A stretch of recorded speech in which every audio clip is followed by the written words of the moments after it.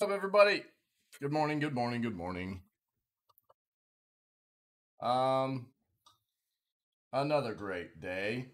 Let's, what is day 19 of Valheim now? Man, feeling good, feeling good. Got a lot of our courtyard area, our front wall built up. We got a few more things we need to work on today, and then we'll probably take a look at trying to progress some more in the game. Maybe get the next boss taken out by the weekend. Something like that. I don't know. We'll see. We'll see.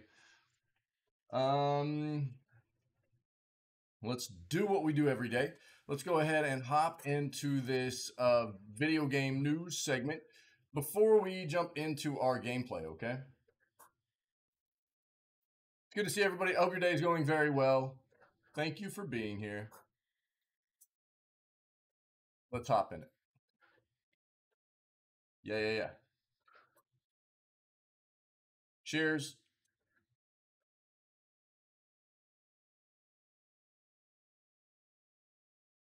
Let's go. Epic Games CEO bashes crypto exchanges over fake Fortnite token. See what that's about. Wild West-based Battle Royale blockchain game Grit gets listed on Epic. See what that's about. And Epic Game Store working on library customization. That is desperately needed. There are so many things about your own profile that needs customization. They're working on getting achievements put into the Epic Game Store, but being able to like customize your library and everything, that is a huge quality of life thing that Steam has done forever now, and Epic needs it very badly. Capcom showcase set for next week, and it will feature updates on previously announced games. I'm guessing was what that means. They're showing some Street Fighter 6 stuff here, so I'm guessing they're going to come out with a bit more information regarding that game. Ooh, Dragon's Dogma director retweets Capcom showcase announcement. We've heard that Dragon's Dogma 2 has been in the works for a while. The first game was amazing, by the way. If you've never played Dragon's Dogma and you like RPGs, do yourself a favor and go play Dragon's Dogma. What an amazing game. Uh-oh. Xbox will hold a second summer showcase next week? What?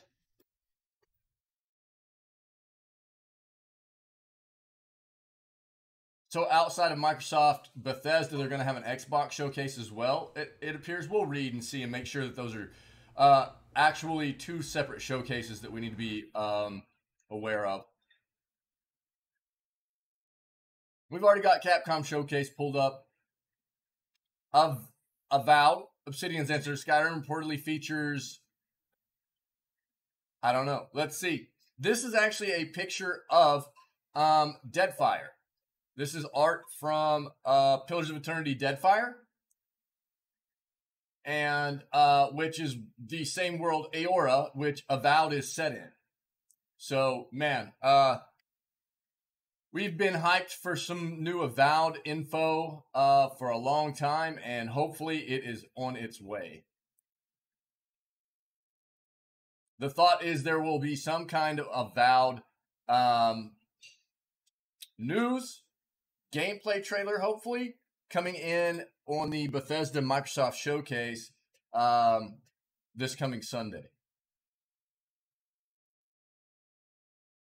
Final Fantasy XIV's Crystalline Conflict mode was originally Royale. Okay, we'll see what that's about.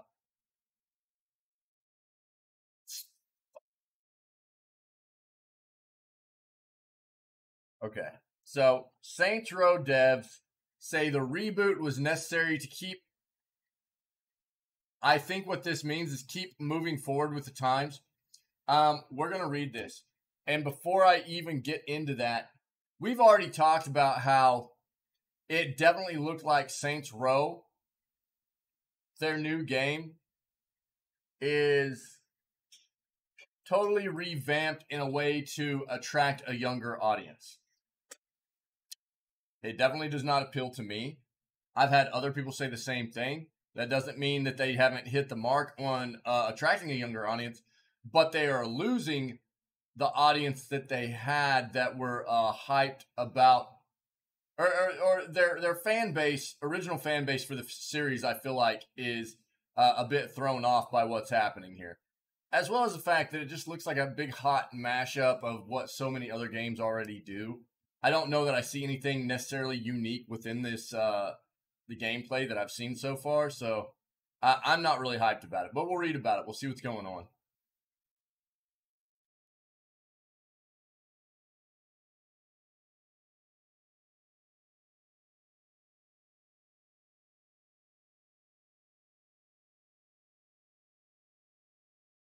Apple has its own upscaling tech now, Metal FX Upscaling. Okay, we'll read about that real quick. We've already read about this yesterday. Amazon Games announcing new multiplayer action game. Yep. Which, if I remember correctly, they are just publishing this. They are not deving this.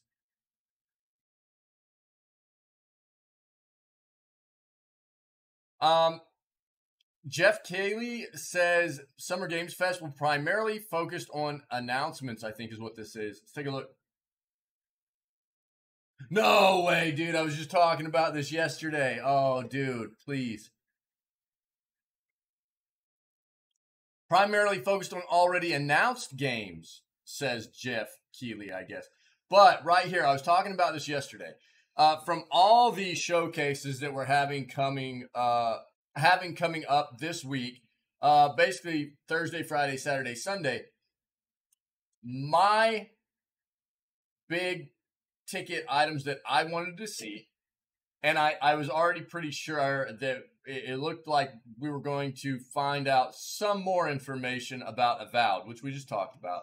My other big request was from Team Cherry, and being able to see something new from the Hollow Knight sequel, Silksong.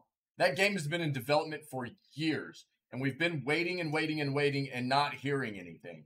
So, right here, Hollow Knight Silksong world premiere seemingly teased for Summer Games. There we go.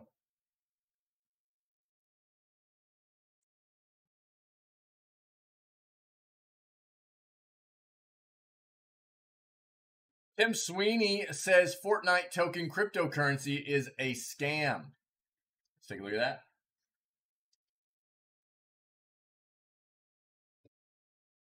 We've already got something pulled up about the new Battle Royale blockchain game on Epic, so I'm not going to dive into that. We have an article up already. We talked about this yesterday. You know, it's funny. I saw a video, another video about this from a very popular streamer. Yo, Mamzelle, what's up, my friend? How are you? Yo, did you at site meet up yesterday? Did you guys have your little meetup?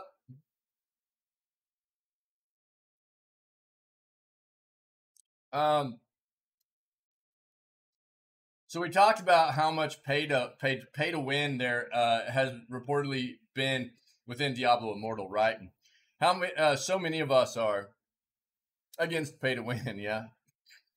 I saw a video, very popular streamer.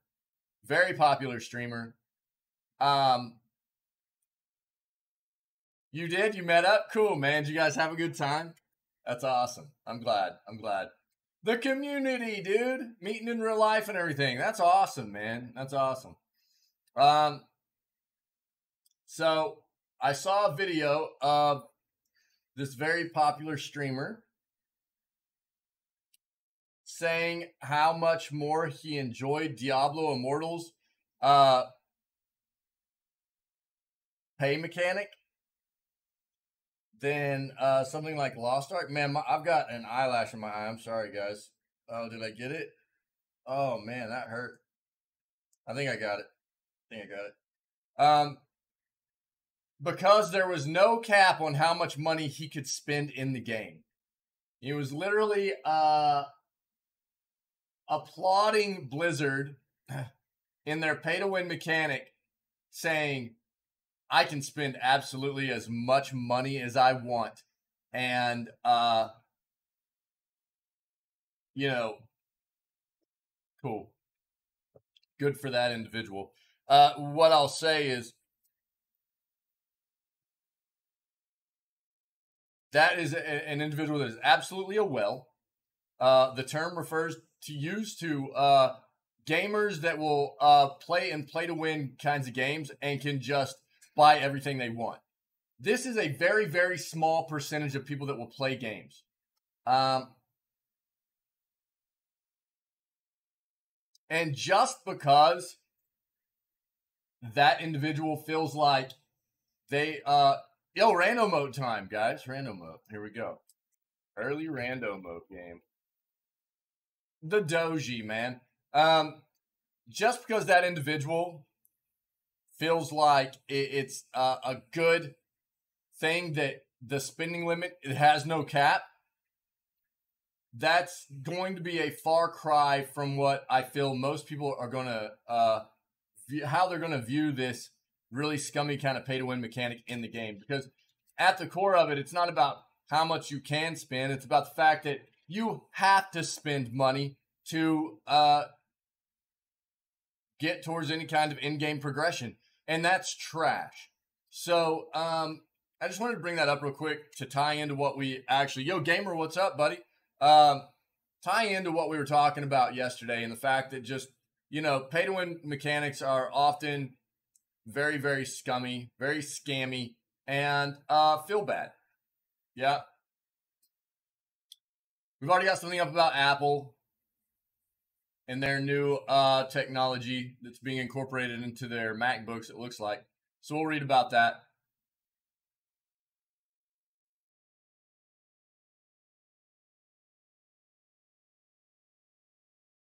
Everyone uses a Steam Deck to play games that are ellipses the Switch. Let's take a look at that and see.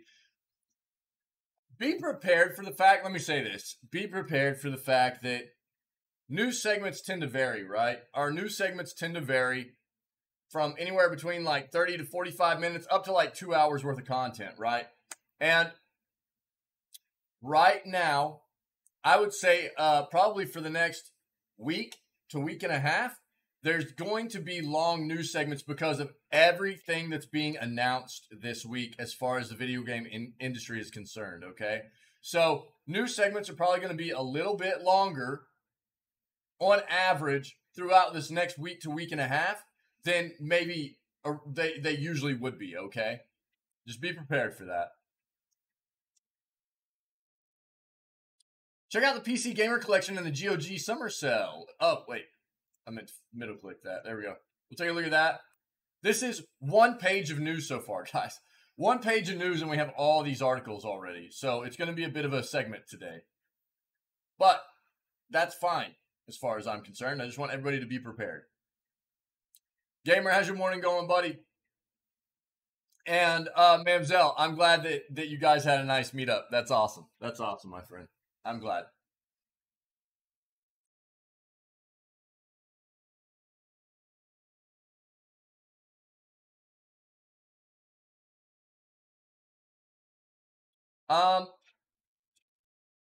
If this was a report on something outside of Samsung Global Newsroom, I would probably read this, but this is Samsung Global Newsroom regarding a Samsung launch of a product. So I'm not going to dive into that.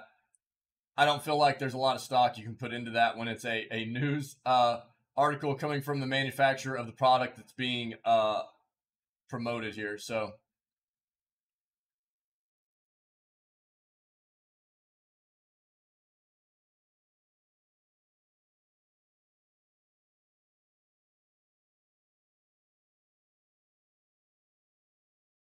how to play real AAA video games on your phone with 5G. We'll see if that has anything worth looking at. It could be some kind of promotional thing, and we'll see, though. You are not prepared. World of Warcraft. Nice. We've got, again, remember, we've got the Golem coming out in September. Cool. We'll probably play that here in the channel. We've been keeping tabs on Golem for quite a while, and we'll probably take a look at Lord of the Ring Golem whenever it releases.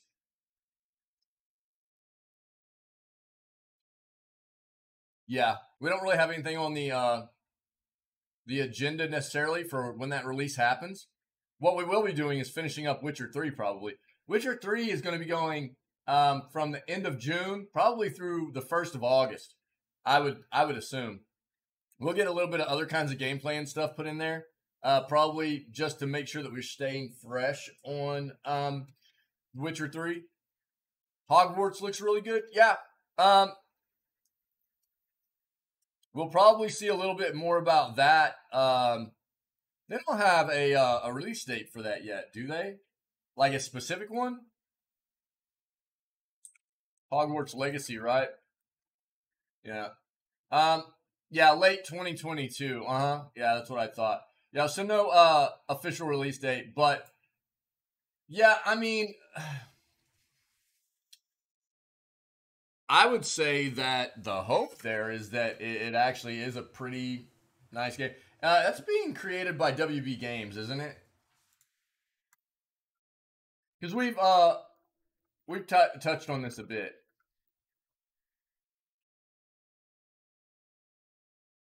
Yeah, Warner Brothers. So one of the big concerns about Hogwarts was the fact that Warner Brothers really they've been noted to really enjoy putting microtransactions in games. Yeah. And so a lot of people were concerned about the level of like cash shop stuff that would be in such a game. But Warner Brothers, if I remember correctly, came out and said, we're not incorporating any of that in the Hogwarts game. But the thing to note was that they were saying there will be no kind of microtransactions in the game at launch. Not that there won't be any kind of microtransactions in the game ever, just that there wouldn't be any kind of microtransactions in the game at launch. We're just going to have to wait and see how that plays out. The game looks cool, I agree. And I'm a fan of that universe, that world, the whole, Harry Potter is what it's often referred to as, but that entire world is really cool and magical, and just as a family, there's that eyelash, dude. It finally fell out. We enjoy it as a family. We have for a long time, and so we'll probably play that and take a look at it. I'm sure we're gonna get more news, especially whenever a release date comes out, and who knows, maybe we'll even see a little bit of new gameplay, new information regarding Hogwarts Legacy here in towards the end of this week with all the showcases and stuff. I would be good with that for sure.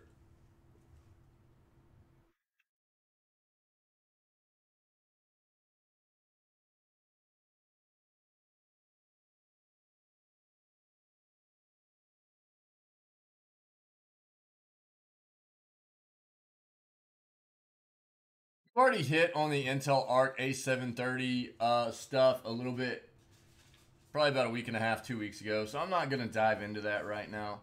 We are interested in new tech and everything, but we've already hit on that a little bit, so I'm not going to dive back into it. Wait.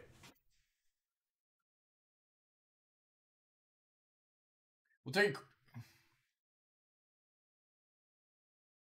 We have so many articles up already, I am going to pass on it today. If we come across it again tomorrow, I'll pull it up and see what the benchmarks look like, okay? We have so much news already this morning. We've hit on this.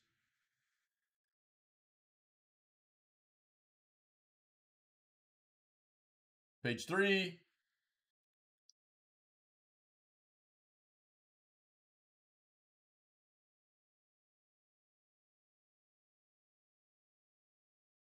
Again, some of what we're passing up, it tends to be like because stuff gets incorporated in our searches that'll be considered gaming, and it's like betting on sports or actual like casino type games like this, and I'll pass those up. That's not what we're looking for, so.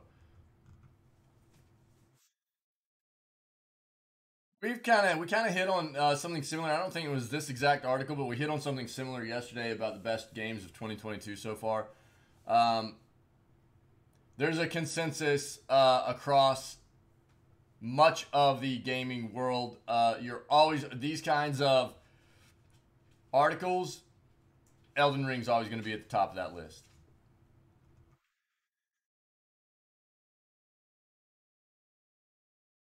Yeah, we saw this.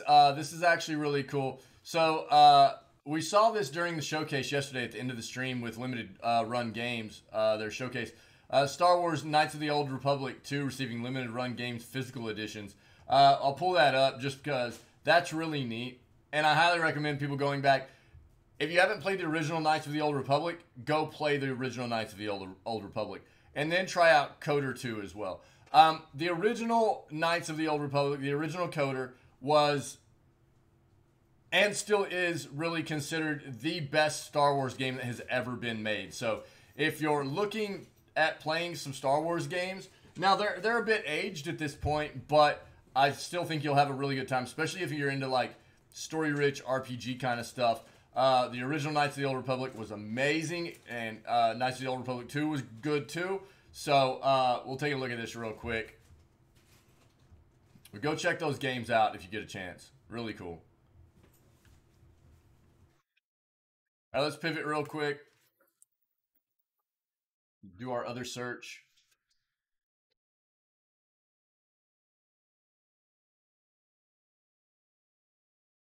Time for another Mobius-looking video game. Let's see what that's about.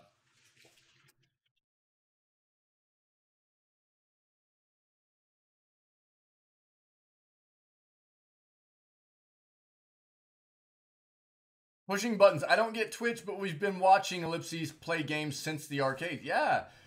Watching other people play games has been a thing forever, man. I loved it. I've always loved watching other people play games. It started for me as a young kid, and we'll read that article real quick, but it started for me as a young kid watching my older cousins play games and stuff. They were just, naturally, there were a lot of games that were very difficult for me because I was younger. And getting to watch them play the games and kind of, get past parts that I couldn't really perform well at as a very young kid was really fun for me. I just loved watching like my cousins play video games and stuff. We've got this pulled up already. We already talked about the call for Sega for Sega to delay Sonic Frontiers. I honestly don't know if a delay is going to help anything, really. The game looks fully developed, really, for the most part. They're probably, at this point, just because it's supposed to release later this year. And, was it October? Did they already have a date of October? Well, I don't know why I recall that, but it's later this year. And a lot of what fans of the Sonic games are saying that they dislike about what they've seen in the gameplay trailer, you're not going to have time to change that at this point. I mean, unless you're talking about like delaying the game indefinitely and totally breaking the entire thing down. And Sega's not going to do that. Nope. So, that game's still going to get released in the current state of what the game has to offer as far as gameplay. They're just working on polishing things right now. That's it. I would be very, very surprised to see them actually delay Sonic Frontiers to significantly change things in the game. We read about that yesterday.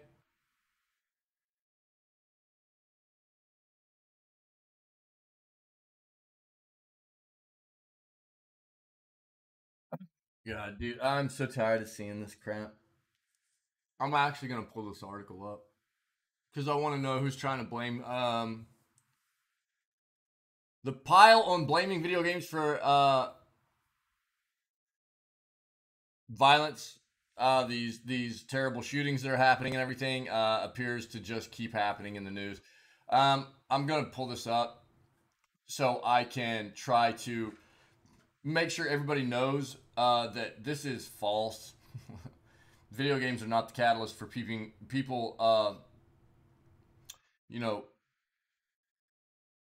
committing violent acts. It's just not. It's been proven scientifically, and we'll talk about it. But I want to see who this next this new, because originally it was Fox. Originally there were articles coming out that were showing that Fox had been trying to blame video games recently for a lot of these violent acts, and it's just not. Everybody wants a scapegoat. Everybody wants something to blame. Video games, I'm sorry, is not it. That's not the catalyst for this kind of stuff, and we'll find out what this next news business corporation is that's trying to blame video games. It feels so bad. I hate that.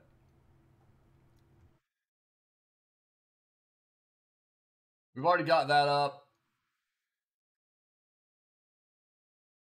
Yeah, I'm not gonna. We've got articles to look at that. GoldenEye HD. We read that yesterday. Very cool. Go take a look at yesterday's YouTube, or the YouTube video of yesterday's news segment to get a better look at what the GoldenEye HD stuff had to offer.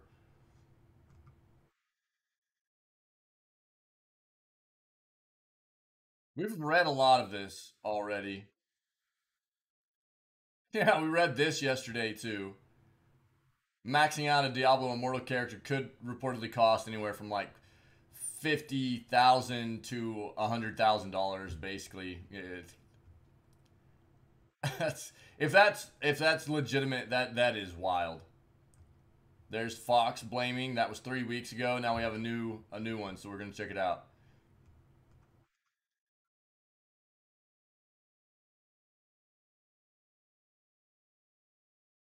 That's about the unionization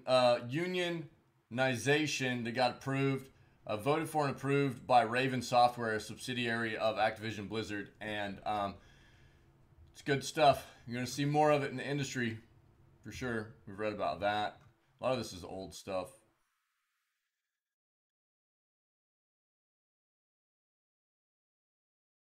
We saw this yesterday too. I'm not going to pull this one up, but Bill and Ted's Excellent Retro Collection announced for Switch and PlayStation. This is from the Limited Run Game Showcase. Very cool. If anybody needs the link to their website or whatever, let me know at the end of the stream, and I'll throw it in chat for you. Okay.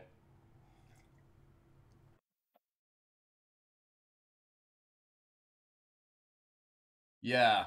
Yeah, baby. Gollum video game in September. Let's go.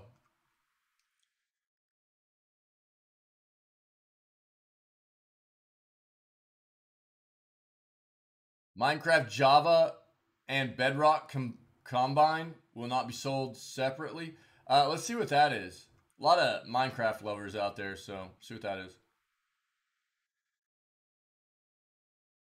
Talked about that already.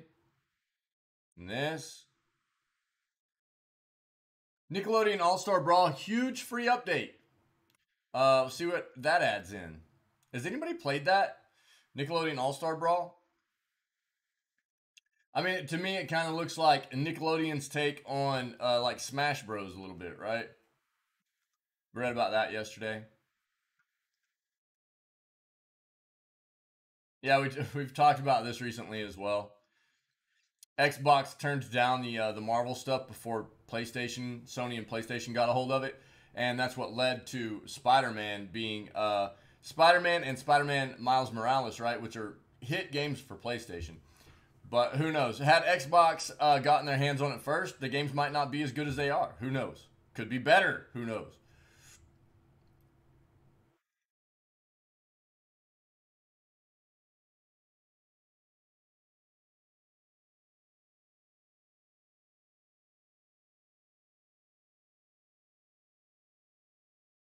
We read about that yesterday as well. Pokemon Go Fest. Take a look at yesterday's news segment on YouTube if you want to have a closer look. We've read about that. I think we already have something up for the Capcom showcase, right?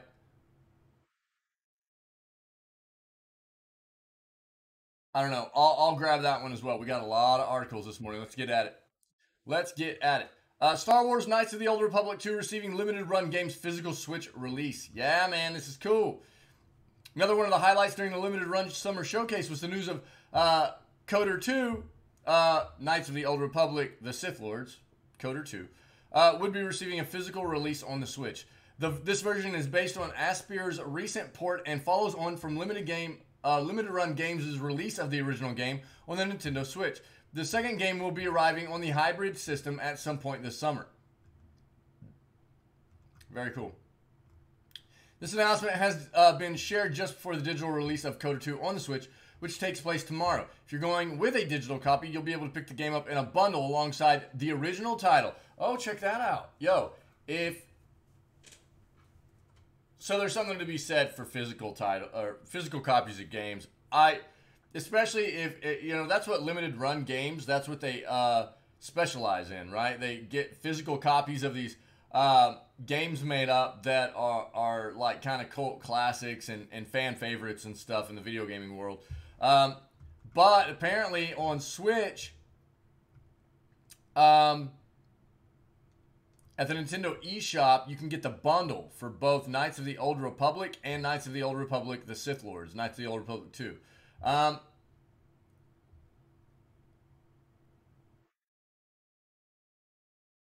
Remaster treatment from Aspyr with the upcoming Switch port boasting optimized gameplay and a bump in overall visual quality.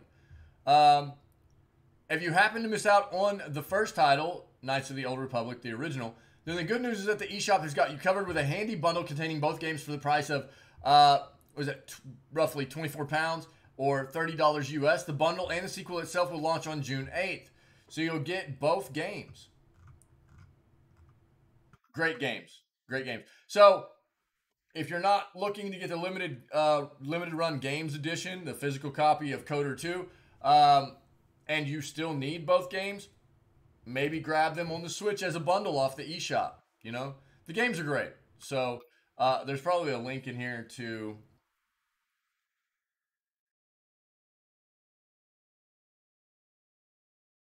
Did they really not link limited run games site?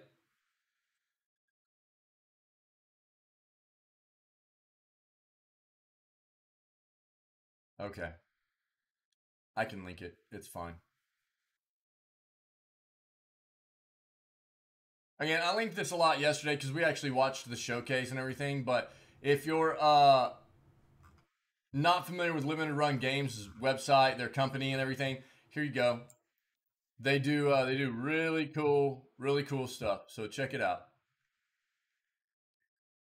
Gaming collector's paradise, basically, man. Um, Time for another Mobius-looking video game. Yes, we've had one Mobius-inspired game. But what about a second Mobius-inspired game? Dude, this art style, this whole like hand-drawn kind of, we saw it in, was it Sable? Sable looks like this. The new roller game we've looked at the past couple of days looks like this. Ollie Ollie has been developed this way. There are a lot of games are really coming out with this. Not this. It's got like a Risk of Rain kind of vibe to it. You know. Now this is becoming a very popular art style. I enjoy it very much. I think it's very visually pleasing to me. So I enjoy it. The brilliant French artist Jean Mobius Girard had one of the most recognizable art styles around, and while his works have inspired video games for decades, including the ones he worked on directly, few have been able to truly look like one of his illustrations come to life. We got one last year, though, with the excellent Sable, which I just mentioned. And now we're getting another one called Xtal, Xtal. You could also count Pixel Junk Raiders if you're feeling generous. With a name that might have you thinking of a classic Aphex twin track, Xtal is billed by its developers as a stylish mix of action and exploration, with a fast combat system that combines TPS, hack and slash, and bullet hell elements with a vibrant art style inspired by French comics. Yes, I know Mobius isn't the only artist with a French comic style, as that's glossing over the hugely influential work of folks like Jean-Claude Mézières. I probably butchered that, but this is clearly steering straight towards Mobius' own unique look. Apologies to anyone who has read this far and is still reading that as Morbius. But it's not my fault. The internet has fried your brain, right? Here's the game's trailer with a plot summed up as a distant past echoes through planet Zero, while I wanted to say Spyro. While its ruined landscapes are being corrupted by a mysterious force, you, as the Seeker, will make use of a A lost technology to engage in combat and explore a vast, evocative world. Let's watch this real quick.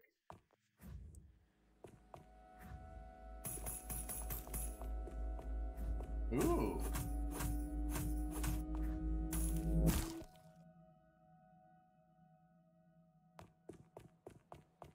I thought something happened there for a second. That was quite the long black screen.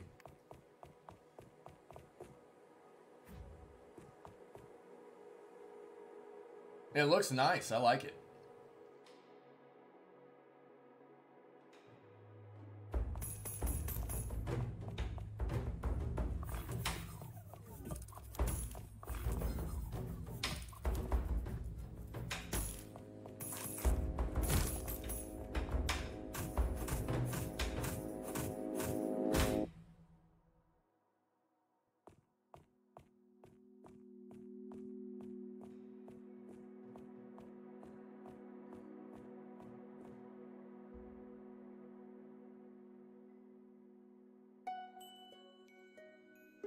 Huh.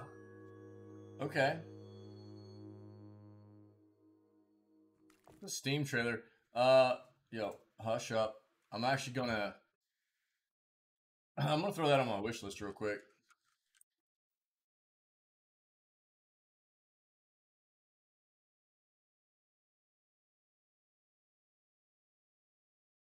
No release date yet, but that looks pretty cool. That looks really cool. I love that art style, so we'll throw it in there on our wish list.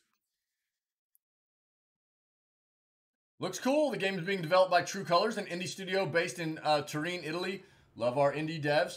Note that while that trailer looks impressive, the game is still very early in development. To tide everyone over, though, they've been sharing a ton of progress work on their Twitter account, including my favorite kind of pre-release content, concept art. Cool. Yeah, neat, man. Check that out. Very cool. Love it. X-Tile is coming to Steam eventually, though given what I've just said above, it's no surprise there isn't even a tentative release date to accompany its new Steam page. Yeah. But, man, this is why we do news, baby. Right? Find these games that look like they could be a really cool play for us and go ahead and keep track of them. That's great, man. That looks awesome.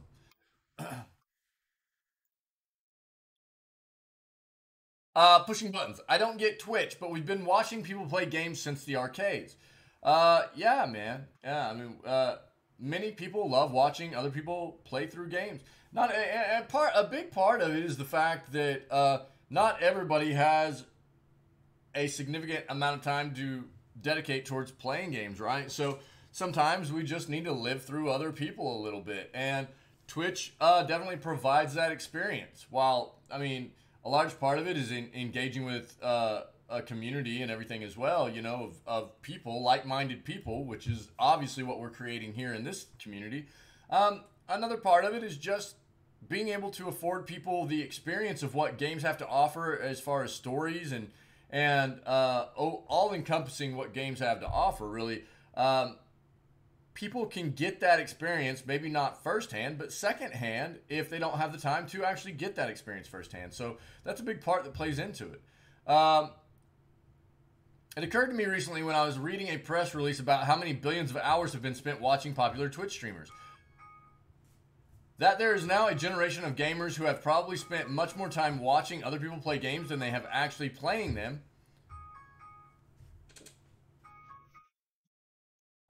One second, guys.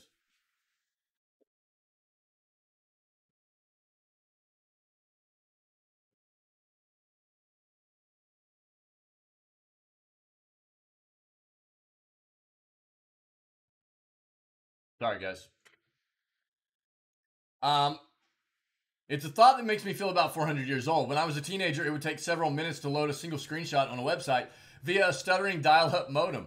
I was in my early 20s during the whole YouTube and Twitch phenomenon, and I was working for IGN, the biggest games website at the time. I was one of the presenters of its first ever live stream, a 24-hour Dark Souls marathon that started with me flying to San Fran to take up residence in the studio, ended with me almost missing my flight back because I had fallen asleep in the middle of the day in an airport hotel. This was around the time that Twitch became a thing, and a few years into the Minecraft-driven YouTube boom in gaming videos, which I reported on with curiosity. Who are these young dudes playing Minecraft for armies of tween fans? Why are so many kids watching people scream into their mics in front of Five Nights at Freddy's? It was a new way of engaging with games, one that removed a lot of barriers to access. An 11-year-old might not be able to afford a console at all and all the games she wants, but she can watch as many YouTube videos or Twitch streams as she likes. I've now met teenagers who have developed a passion for games primarily through secondhand experience, only going on to actually play more games when they get a little older and have more money and self-determination. Live streaming is now, of course, a deeply embedded part of gaming culture for pretty much everyone under 25 and plenty of older people besides. I don't mind admitting that I still don't really get Twitch. I barely have time to play any games, let alone watch someone else play them. But watching people play games has been a significant part of my life. My brother and I would pad pass our way through most of the classic games of the Nintendo 64 generation, maximizing our gaming time by sharing the experiences. I know plenty of people in their 30s who got their start by watching a friend or family member play Tomb Raider or The Sims or Doom. Despite stereotypes, gaming is rarely a thing that we do entirely alone. Games are experiences we share with each other, whether as co-op partners, competitors, or spectators. I asked readers a wee while back about the games they like to watch rather than play. The responses reminded me that watching other people play games has been part of gaming culture since the arcades. Here are a few of them.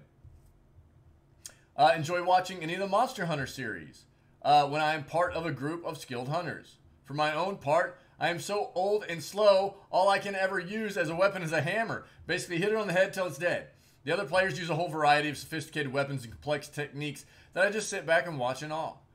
I remember thoroughly, this is the next quote, I remember thoroughly enjoying watching my partner play any type of horror game, reminiscent of the early 2010s, when every YouTuber played Amnesia on camera.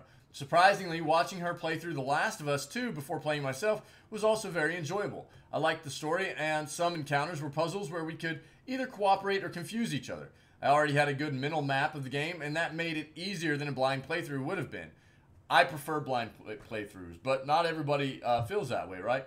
Disco Elysium, which is going to be after... Okay, I'll finish reading this, and then we'll talk about Disco Elysium. Disco Elysium was also very fun to follow. I was the first to get my hands on that one. She started it after hearing me laugh so much, but watching her decisions, reactions, and the subsequent dialogue, some of which I completely missed, was very fun. Disco Elysium has already been purchased for us. That is going to be the next kind of story-rich, top-down, CRPG kind of game we play after we finish with Planescape Torment, which will be happening at the end of this month. Planescape Torment, well, third week of this month. Planescape Torment will be coming up in the third week of this month. Then we'll be moving on to Witcher 3. Planescape Torment is an older game. It's only going to take us roughly like 40 to 50 hours to get through. And then we're going to be scheduling Disco Elysium play. That's going to be a very long playthrough, though. So we need to make sure we have time to get it done. With maybe only incorporating a small other gameplay in the middle of it in case we need to stay fresh. We'll see how that goes. But we're going to be playing Disco Elysium very soon in the community. I enjoy watching NetHack, which I don't play because I find the hunger mechanic too stressful. And Mega Man 2, because I get frustrated if I try to play. Tricky platforming is not my thing. Ocarina of Time also works really well as a spectator because you can get involved in the puzzles and just generally enjoy the fairly relaxed atmosphere. Yeah. A lot of quotes here. I'm not going to do all of them. What to play? I've heard good things about this Card Shark game so far. I'm pretty sure this is published by Devolver.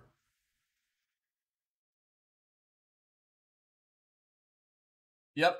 Available on PC and Nintendo Switch. It is a Devolver Nariel game. Yep. Supposed to be pretty good. But yeah, I mean... It just brings up a good point about, you know, Twitch has obviously given everybody, you know, a much more broad kind of easy way just at your fingertips all the time to watch other people play games where, you know, it originally evolved from standing in arcades and watching people play the games, you know, that maybe you were waiting to play next or whatever, or... you know, again, like I said, I used to watch older cousins of mine play games that, you know, they could just progress better than I could because I was younger than them. And but I loved it. And there's so many different reasons why people have, gravitated towards not only playing games, but watching other people play games. And it's a huge part of what gaming has been since its inception, really, That's a pretty cool article. I like that. All right, here we go, man. Another news station trying to blame video games for violence. Here we go. I'm just going to skim this. I want to know.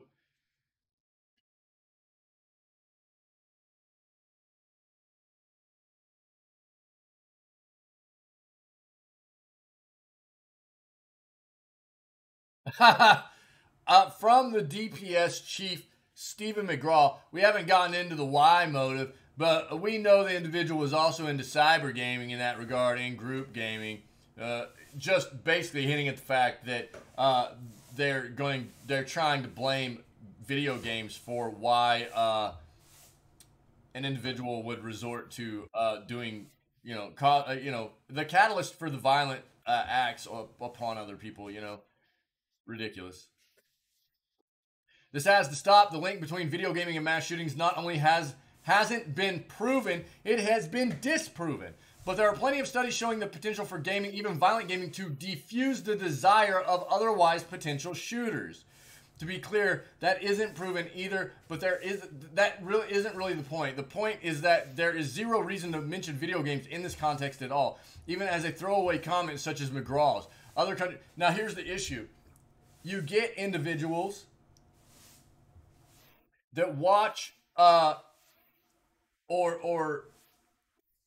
gorge themselves on these news stations that try to do this same thing, right? And instead of actually looking into the facts and the research that's gone into these kinds of ideas, right? Like the potential for video games to be the catalyst for violent acts or whatever, they just take whatever these news, other people throw them and they just regurgitate it, right? They don't look into the actual facts behind those kinds of notions to find out whether it is actually true or not. They just take whatever they hear and they just regurgitate it as truth. And that just continues to happen and lead to a lot of these notions maintaining the kind of just exacerbation that happens with people continuing to funnel in these like false theories about things such as video gaming causing violence, right?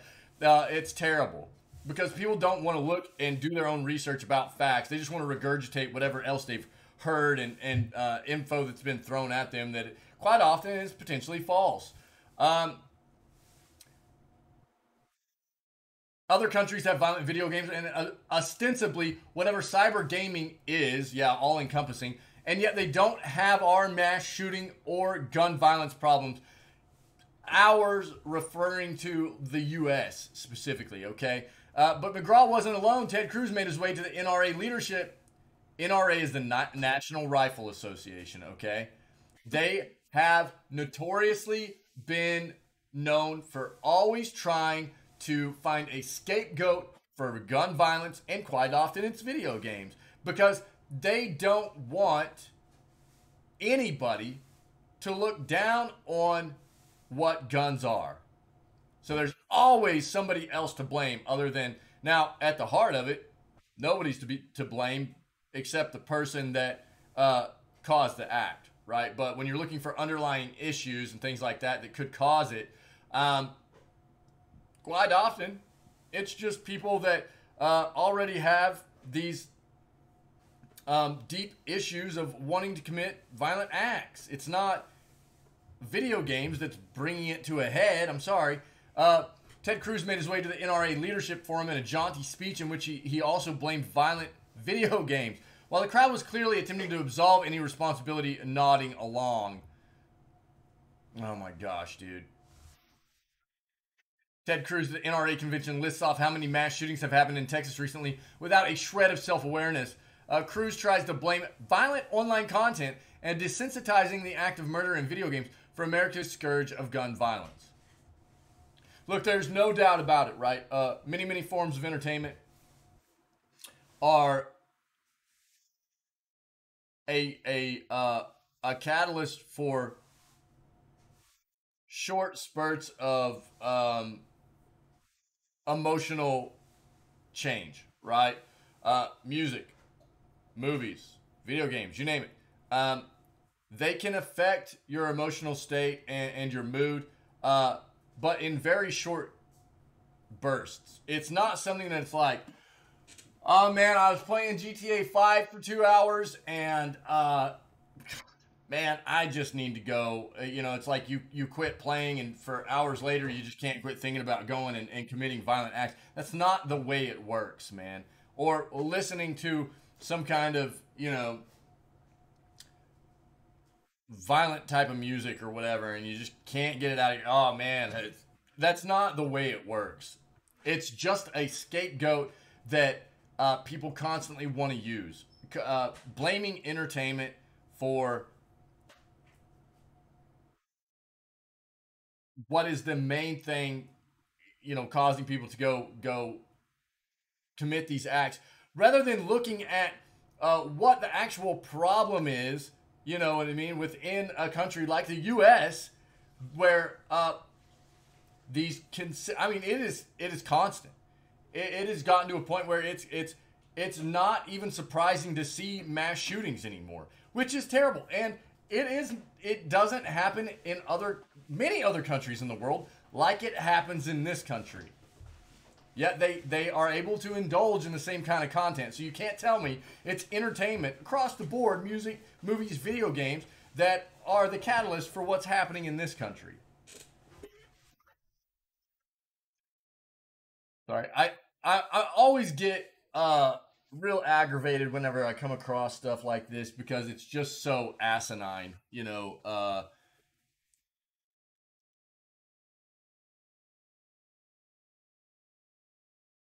So I'm sorry, but it gets me really riled up.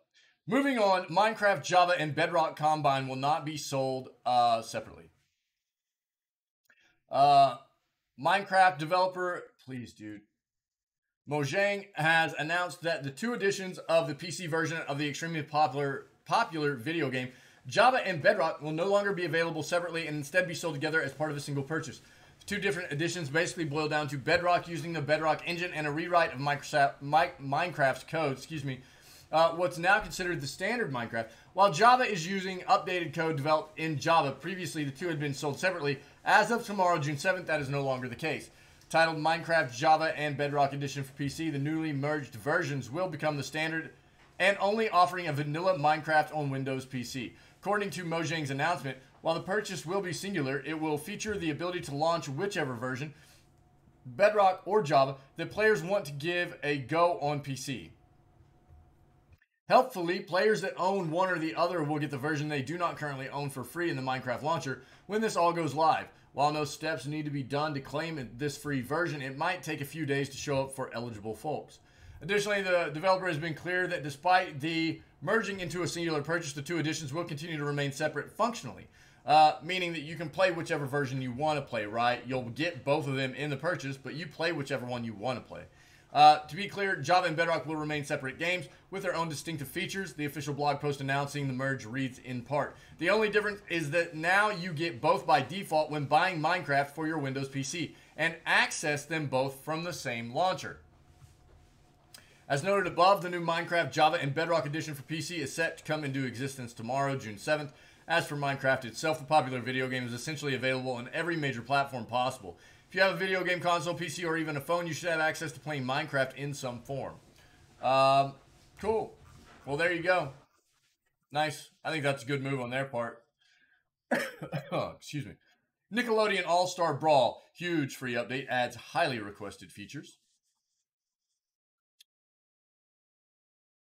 Nickelodeon branded brawler video game Nickelodeon All-Star Brawl has released a huge free update for the title that adds 2 highly requested features to the video game for the first time: voice acting and items. Oh, okay. While it launched without either, the developers had previously teased that voice acting could be added in a future update. It looks as if the future is now. The free update adding voice acting, items, and more is now available for Nickelodeon All-Star Brawl on PlayStation, Xbox, and PC platforms. It will also release soon for the Switch.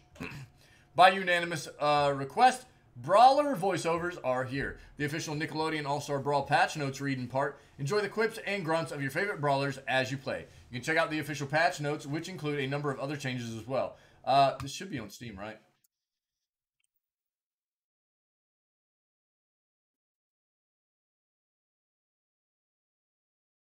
What's the ratings here? Recent reviews mixed. All reviews about 80% positive. Okay.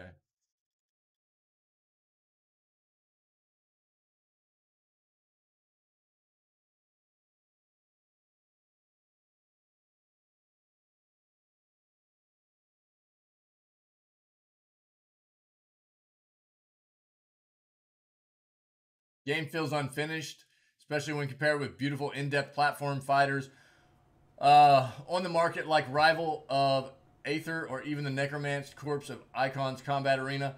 Rushdown Revolt, which is free. The addition of haha meme characters like Hugh Neutron over Jimmy Neutron make me raise an eyebrow as the current direction of the game as a whole. Game's base price should absolutely get dropped down to something like $20 instead of the current strategy of it being 60% off half of the time like furniture you find on Wish. Now, as I've seen with other reviews say similarly, this is a passable, okay-ish $20 game, but a terrible $50 game.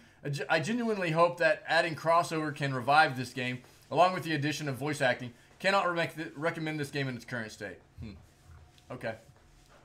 Well, that's just one review, but the voice acting is there now. Yeah, so that's something. They've got some patch notes. Looks like a good amount of patch notes there, too. Check out the full voice cast for Nickelodeon All-Star Brawl, featuring all 22 currently available fighters below. There's Shredder Cat Dog, SpongeBob Cat Dog, Patrick, Sandy, Ablina, Nigel Thornberry, Zim, nice, dude, Invader Zim, Toph, Aang, Korra, Reptar's in here, dude, sick. Lincoln Loud, Lucy Loud, Helga, Michelangelo, Leonardo, April O'Neil, Garfield, Ren and Stimpy, sick, Powdered Toast Man, Danny Phantom, and Jenny. As noted above, the new free update for Nickelodeon All-Star Brawl featuring voice acting and items among other changes is now available on all platforms, save for Nintendo Switch, which is coming soon. More generally, Nickelodeon All-Star Brawl itself is currently available for the PlayStation 5, PlayStation 4, Xbox Series X and S, Xbox One, PC, and Nintendo Switch. Video game was developed by Ludosity and Fairplay Labs. It is published by Game Mill Entertainment. Okay. I don't know. So there you go. A bit of an update for Nickelodeon. Hopefully this helps people feel a bit better about what the game has to offer. But it does seem like maybe quite an expensive game at the current price tag. Because I think even when we looked at it just there on Steam, it was $40 still. For what you're getting out of the game. Compared to what you can get out of some other kind of Brawl type games, yeah?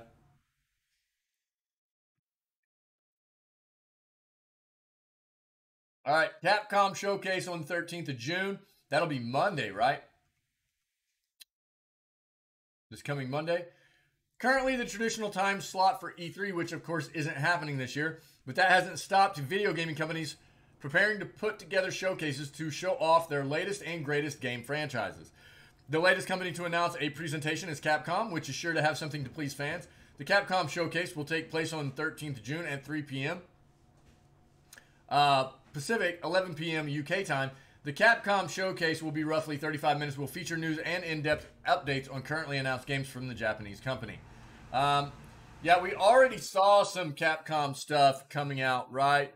With the recent PlayStation Live event, which was like RE stuff, Street Fighter stuff, and then there was a lot of Street Fighter stuff that got leaked. So June 13th.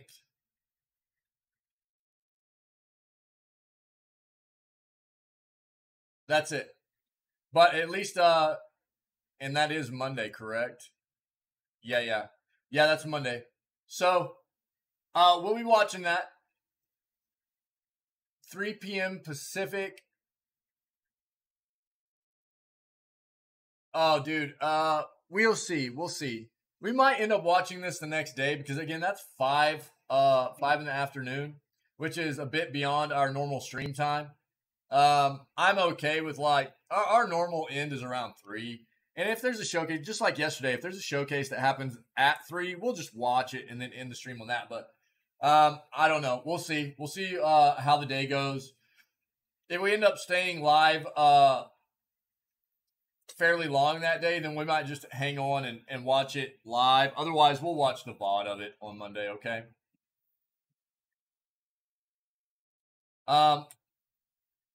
Epic Games CEO bashes crypto exchanges over fake Fortnite token. Sweeney took a shot at decentralized exchanges like PancakeSwap for enabling, quote-unquote, trading of the unauthorized token. Epic Games CEO and co-founder Tim Sweeney called out cryptocurrency marketplaces today for allegedly enabling unofficial and unauthorized cryptocurrencies bearing the Fortnite name. Oh, there's some people going to get sued, man. Fortnite is Epic's massively popular battle royale shooter game. The first released in 2017, it now has more than 350 million registered users worldwide. There isn't a Fortnite cryptocurrency, Sweeney wrote. The Twitter accounts promoting such a thing are a scam. Epic's lawyers are on it. Also, shame on the cryptocurrency marketplaces that enable this kind of thing. Yep. Specifically, Sweeney is referring to the Fortnite token, FNT, which is reportedly trading on decentralized exchanges SushiSwap, PancakeSwap, and ChronaSwap. A quick search for the alleged scam token on those exchanges does not currently return any results, though these decentralized exchanges enable their users to trade virtually any token so long as those users manually input the token's contract address. This account is operating a scam, Sweeney wrote. Referring to the Twitter account at Fortnite_token, anybody involved in this is being scammed, he added in another response. Imagine that. People getting scammed off cryptocurrency, NFTs, blockchaining. It's so weird, right? So weird. The Twitter account behind the unauthorized Fortnite token tried to argue that it wasn't a scam despite the CEO of Fortnite stating numerous times it was one. This is a fair launch, community-driven Fortnite game, fans-created cryptocurrency project with no specified owner or company structure behind it or a CEO deciding on its future. The token's account responded. Sweeney was not amused. You can't use the Fortnite name and images without permission to market an unrelated product. Yeah, absolutely. They're going to get sued. Doesn't matter. Doesn't matter if it's a community driven like production. Whoever runs that platform, that website, needed to say, no, this can't happen and take it off of there. They're going to get sued. The alleged scammers are also encouraging Fortnite fans to mint NFTs with their tokens, which Sweeney called, unsurprisingly, a scam. According to Nomics data, it appears that few are trading the FNT token. Since January, FNT is down 96% from its all-time high and is worth nearly zero. $0.000007673 dollars US. In the past 24 hours, the token has only seen about $250 worth in total volume traded. This isn't the first time malicious actors have reportedly used Fortnite's branding without Epic's consent. Back in October, reports surfaced that scammers were promising gamers that they could exchange their V-Bucks, Fortnite's non-crypto digital currency, for dollars using an unauthorized Fortnite coin. While Epic Games doesn't have any Fortnite-related cryptocurrency, the company is leaning into Web3. Gala Games' upcoming release, Grit, which features NFTs, will be the first blockchain game. We have an article up about this. Coming up next, actually. Which features NFTs, will be the first blockchain game to be released on the Epic Game Store. NFTs are unique tokens that are used to demonstrate ownership over digital assets, such as in-game items. And at this point in time, the way they are incorporated into the gaming industry is just almost a complete, if not total complete, scam. So, be careful. Sweeney previously shared back in September, however, that Epic Games isn't touching NFTs as the whole field is currently tangled up with an intractable mix of scams. Today, he clarified his position. When new technology emerges, some put it to good use, and others put it to bad use. It would be terribly short-sighted to ban an entire field of technology for such a reason. That's absolutely true. it's not, virtually anything in the world that can be used for good, somebody will find a way to use it for bad, right? That's the way the world works. There are good people, there are bad people. But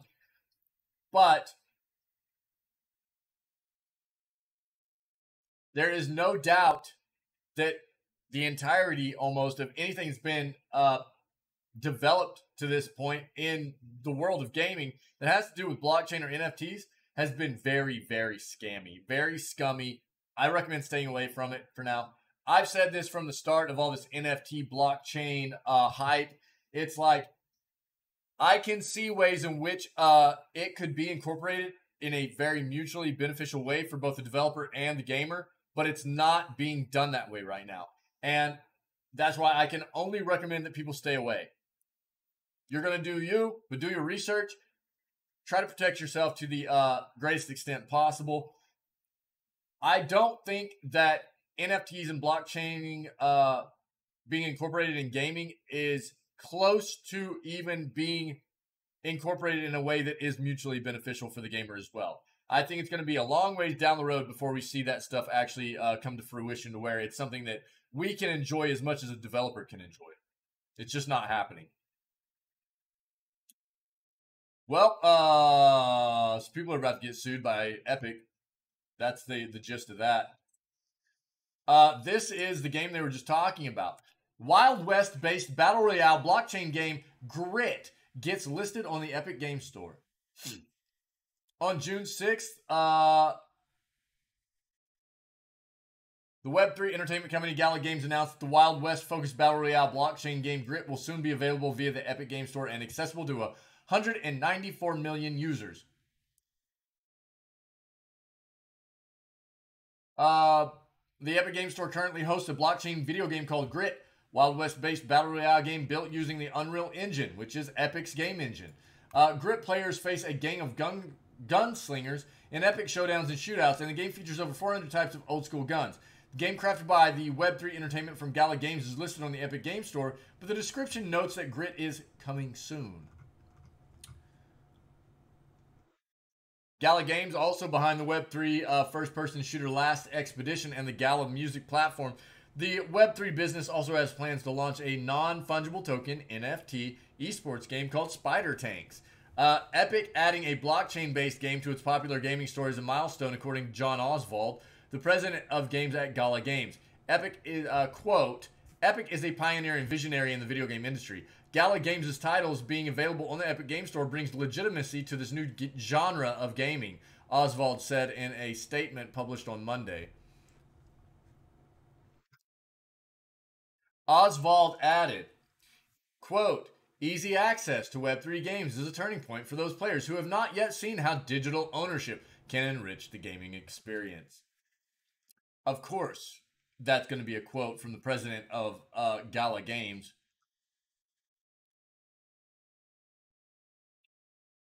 Additionally, Gala Games is currently hosting the Galaverse event in Malta from June 6th through 9th, 2022. The company is offering a scale called the Gunslinger Box, which unlocks one of the 10,000 Grit avatars. The Gunslinger Box. Each Grit avatar features in-game perks and generative attributes. The announcement on Monday discloses.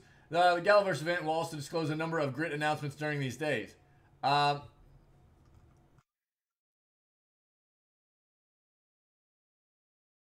Offering a sale called the Gunslinger Box. So, loot box. Here we go, man. We've been talking about loot boxes a lot here lately. That's what this is. This is a loot box, which will unlock one of the 10,000 Grit avatars. Loot boxing, man. So much scammy stuff going on in the gaming industry. Epic Game Store working on library customization. Epic Game Store is working on features that will improve players' ability to customize and organize their libraries. Finally, man, we've needed this for a very long time. Lowe's. Improved library organization and customization are in the pipeline according to a recent Up Next entry into Trello, the team management tool used by Epic Games Store's developers. These highly requested features should be very useful to many customers with large libraries and will make the Epic Games Store more competitive with other customizable storefronts like Steam.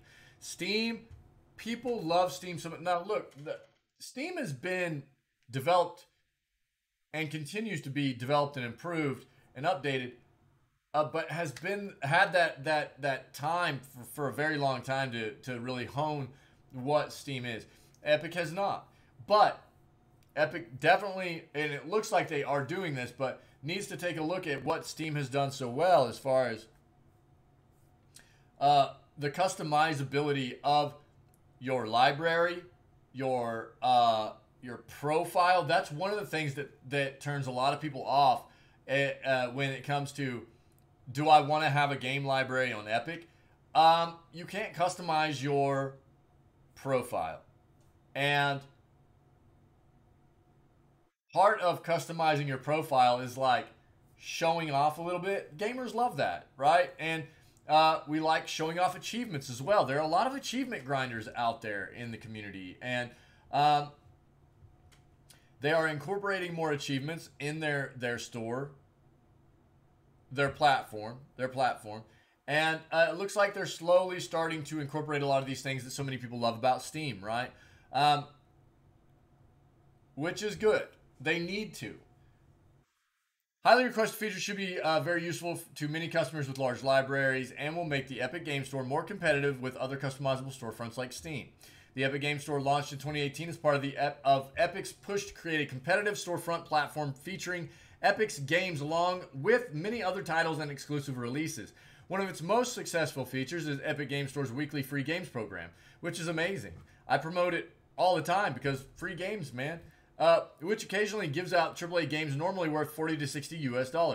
Gamers who have been on the platform since the beginning now likely have several hundred free games in their libraries, which has driven demand for improved methods of managing these growing collections.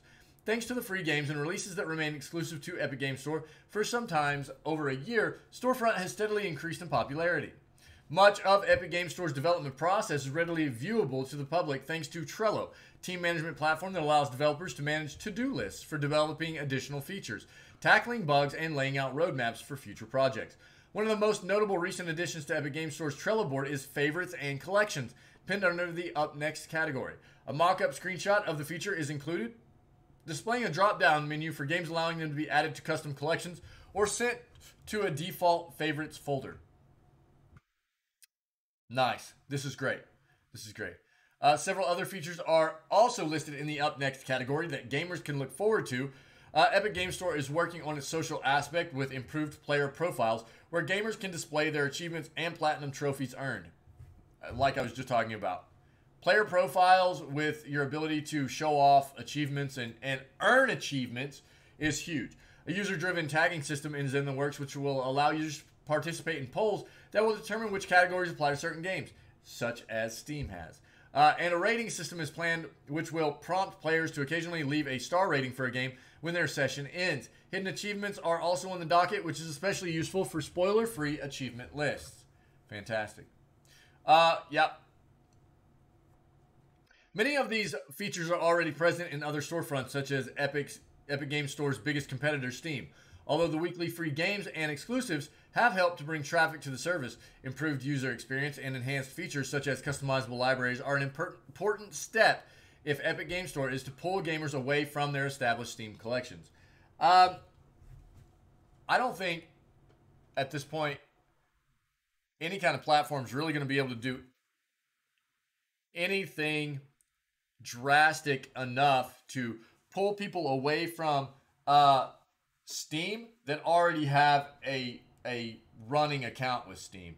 But what I do think is that incorporating all of these things for Epic Games Store, as well as maybe looking a little outside the box to develop some things that maybe Steam isn't doing, right? To make them stand out a little bit more, is only going to help their presence and encourage people, gamers, to having an account on Epic where so many people have been so resistant up to this point. I think more people are being accepting of the idea of having another library on another platform, especially because of the free games. You can just get so many free games on Epic. I have a massive library on Epic that is just almost wholly just free games that I grab every week and during their events and stuff, like, you know, around Christmas time every year. They give away like awesome free games every single day, multiple awesome free games every single day. This is a library, you know, of just basically free games. And so it's hard to say, nah, you know, I don't want to have an Epic account. At least for me it is. And I encourage people to go, you know, free games are free games. That's access to gameplay for free, right? On PC at least. It's just, I mean, look at this list. 151 games, and like the entirety of is just free games that I've grabbed, you know? So anything they can do to improve what the platform offers as far as customization of library, profile, earning achievements, being able to leave reviews, tag games for whatever kind of genre they should be in, stuff like that. That's only going to help people be more accepting of having a library on their platform as well. And it looks like they're moving in the right direction. We already read about this. Yep. Capcom Showcase on Monday. So we will do our best to either watch it that day or we will watch the VOD the very next day, okay? Dragon's Dogma. Sorry, I need a drink, guys.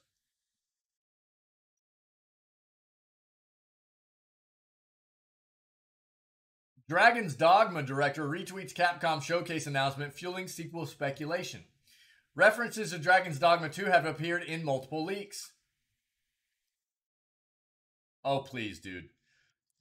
I will play this game the day it drops. The first one was so good. The director of Dragon's Dogma has retweeted Capcom's announcement of its upcoming showcase, leading to speculation that the developer may finally be planning to reveal the long-rumored Dragon's Dogma 2. Hideaki Itsuno, who also directed Power Stone in the Devil May Cry series, retweeted a message from Capcom Dev 1 which states, "Make sure you tune in for the latest Capcom information." Capcom splits its team between 3 internal divisions. The first one of these, Capcom Dev 1, handles Resident Evil, Devil May Cry, Dead Rising, and other worldwide franchises. Second team focuses on fighting franchises such as Street Fighter and Marvel vs. Capcom, while the third deals with Monster Hunter, Ace Attorney, and other IP that is mainly aimed at Japanese audiences. Capcom confirmed earlier today that it will be hosting its own presentation called Capcom Showcase next week on Monday. However, its announcement seemed to suggest that there would be no new reveals, stating that it would feature around 35 minutes of news and in-depth updates on previously announced Capcom titles. This doesn't completely rule out a surprise announcement, however. Last month, Capcom launched a 10th anniversary website for Dragon's Dogma, reigniting speculation that a sequel to the game may be on the way. The critically acclaimed action RPG was originally released for PS3 and Xbox 360 on May 22nd of 2012. An expanded version of the game titled Dragon's Dogma Dark Arisen was released the following year before being ported to PC in 2016, PS4 and Xbox One in 2017, and Nintendo Switch in 2019. That's what I played. Dragon's Dogma Dark Arisen, and it was amazing. References to Dragon's Dogma 2 were included in both a Capcom data breach in November 2020 and an NVIDIA GeForce Now leak in September 2021. So it's been in the rumor mill for a while, and Dragon's Dogma is an amazing title. It really is. It remains to be seen if Capcom plans for a follow-up, but the publisher recently suggested during an investor relations Q&A that it could revive some of its dormant game series. The thing is, there's like a huge crowd of gamers that love Dragon's Dogma, and if they don't do it justice, they just need to improve upon what they've already done so well. They don't need to change anything necessarily. They just need to maybe take a look at what they can do a little bit better. Don't change things. The first one was fantastic, and I would be so hyped for a second one. We'll see on Monday whether we get any kind of info regarding Dragon's Dogma 2.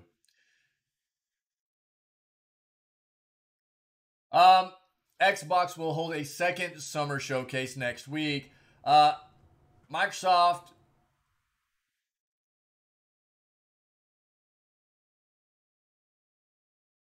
Oh, okay. Has announced that there will be a second Xbox game showcase airing just 2 days after the main showcase, taking place on June 12th. So June 12th is Microsoft Bethesda showcase, right?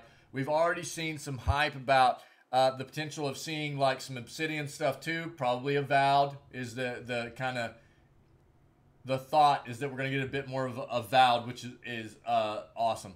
But apparently the 14th, so Tuesday, we'll get a little bit more of an Xbox showcase.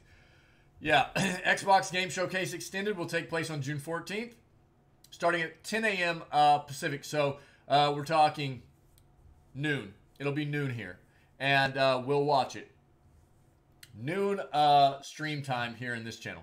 A new post on the Xbox Wire blog promises new trailers, deeper looks at the news revealed as part of the main Xbox and Bethesda Game Showcase, and interviews with developers. The show will clock in at 90 minutes, and so there's another hour and a half to add to your not E3 calendar. As ever, IGN will be covering it all, so expect full details right here for both the Xbox and Bethesda Game Showcase 2022 and newly announced extended show. This will be the second year in a row that Xbox has done an extended showcase. Yeah. Last year, just days after the main showcase, Xbox showed more from Hellblade 2, Halo Infinite, Forza Horizon 5, and many more. I cannot wait for Hellblade 2. Yeah, cool. So there now is some more info regarding more showcases happening. So up until today, the majority of showcases were kind of slated for through the end of this week, like Sunday. And now we've got Capcom happening on Monday the 13th and a Xbox Extended showcase happening on Tuesday the 14th. So we'll just continue to keep track and watch everything we can as we move along. Okay, guys? Avowed? Obsidian's answer to Skyrim reportedly features firearms. This would not be a huge surprise. Depending on when... So, in the world of Aora, there are firearms. But it depends on when this game is set. Like, I mean, so this is from Deadfire, okay? This is Pillars of Eternity Deadfire. This is Pillars of Eternity 2. And firearms are a huge part of this game. So... And Avowed being set in the world of Aora, right? That wouldn't be a huge surprise. Obsidian's upcoming Skyrim challenger Avowed could have firearms, which would certainly differentiate it from Bethesda's classic RPG it had. Windows Central editor Jez Corden has recently appeared on the Defining Duke podcast, with the main conversation topic being the upcoming Xbox and Bethesda game showcase. Chat eventually shifts to what Obsidian might be bringing to the party, with podcast participants speculating that we may see Avowed.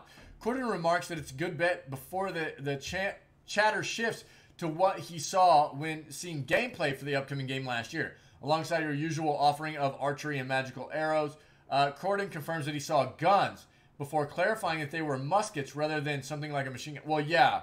We were talking like muzzle loading, pirate-esque type guns, because a lot of the Deadfire world was ship-based, right? So they incorporated some definite pirate-type themes in the game, and muskets, muzzle-loading, long-range, and pistols were in the game.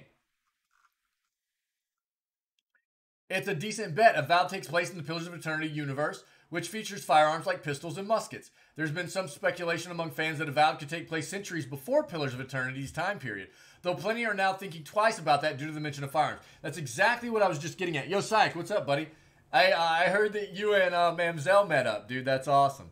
That's exactly what I was just trying to get at, was that the time period of Aora in which Avowed is going to be set is definitely going to determine whether guns are going to be part of the gameplay or not.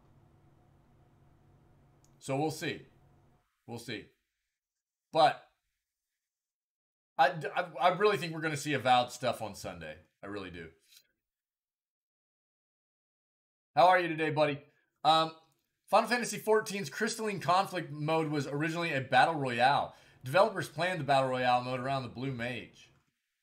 Final Fantasy XIV director Naoki Yoshida has revealed a battle royale mode was originally planned for the MMO. Speaking to Japanese publication Gamer.ne and translated via Reddit, Final Fantasy XIV's Naoki Yoshida revealed several interesting nuggets of information surrounding the relatively recent Crystalline Conflict PvP mode. After a year of planning the basics of the PvP mode, the development team apparently toyed with a battle royale mode where everyone could play as a blue mage. In this planned mode, players would start out in a large arena and be forced to stay inside a slowly shrinking circle surrounding them. Classic battle royale stuff. I'm good, buddy. Dude, I was so tired this morning. I did not want to get out of bed, but I'm doing great otherwise, man. Yeah, thanks for asking. Instead of picking up weapons, however, as you'd no doubt expect from countless other battle royale games, you'd use blue mage abilities to learn new skills and combat abilities, putting them to the test on other players. Excuse me. Yoshida doesn't explicitly say it, but this planned mode would end up scrapped in favor of the Crystalline Conflict. The mode that evolved from all this planning was finally introduced to Final Fantasy XIV with patch 6.1 earlier this year, tasking two opposing teams to push an objective marker along a track and all the way to the opponent's base area to win the game. Elsewhere in the interview, Yoshida apparently reveals that since the addition of the duty support system with patch 6.1, the number of new Final Fantasy XIV players has actually increased. Since the duty support system allows players to solo co-op missions like dungeons with AI companions, could be that those afraid of playing online with others finally feel comfortable stepping into the MMO. Yeah. Or just even, don't play enough to really are more casual players that don't quite often find other real life players to play with, right? That's another thing that happens. Casual players tend to not be able to stay part of communities quite often in MMOs and these types of games because they're just not on there all the time, and so that could be another reason why some people feel better with AI companions. They just don't have a community that they really play with all the time because they're not always in the game. Look, this is, companies pivot all the time from things that you start out with the development process of just being a core idea for a game or and the mechanics within and how that's going to evolve. You've got a base idea for that. But as you do start developing the game and things start changing, good developers remain agile in that process, and they constantly take a look at what's happening with the game, how it's evolving, and what might need to change, and sometimes that means that the entire premise of what the game was originally supposed to be turns around. That's Overwatch as a good example. Overwatch was originally supposed to be an entirely different type of game and changed into this multiplayer competitive FPS type battle game, where it was supposed to be something else entirely to begin with. It happens quite often. So, but it's cool finding out about this kind of stuff too. What was supposed to be and then what it turned into.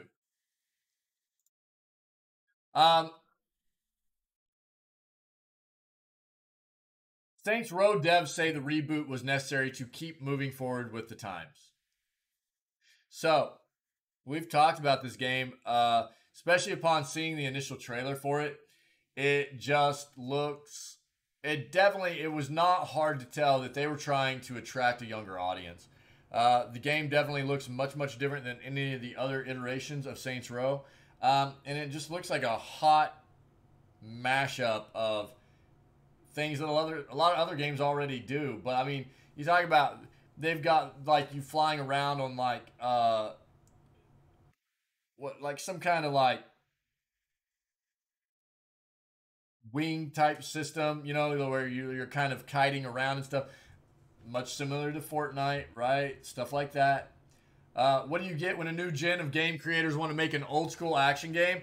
The answer to the question might just be found in Saints Row. The upcoming franchise reboot set in the fictional city of Santo Elysium in the American Southwest. Developer of Volition worked wonders with Saints Row in the PS3 and Xbox 360 era, pushing past the domineering presence of Grand Theft Auto with a distinctive and anarchistic approach to open world game design. And it feels as if the cards are stacked against the studio once again.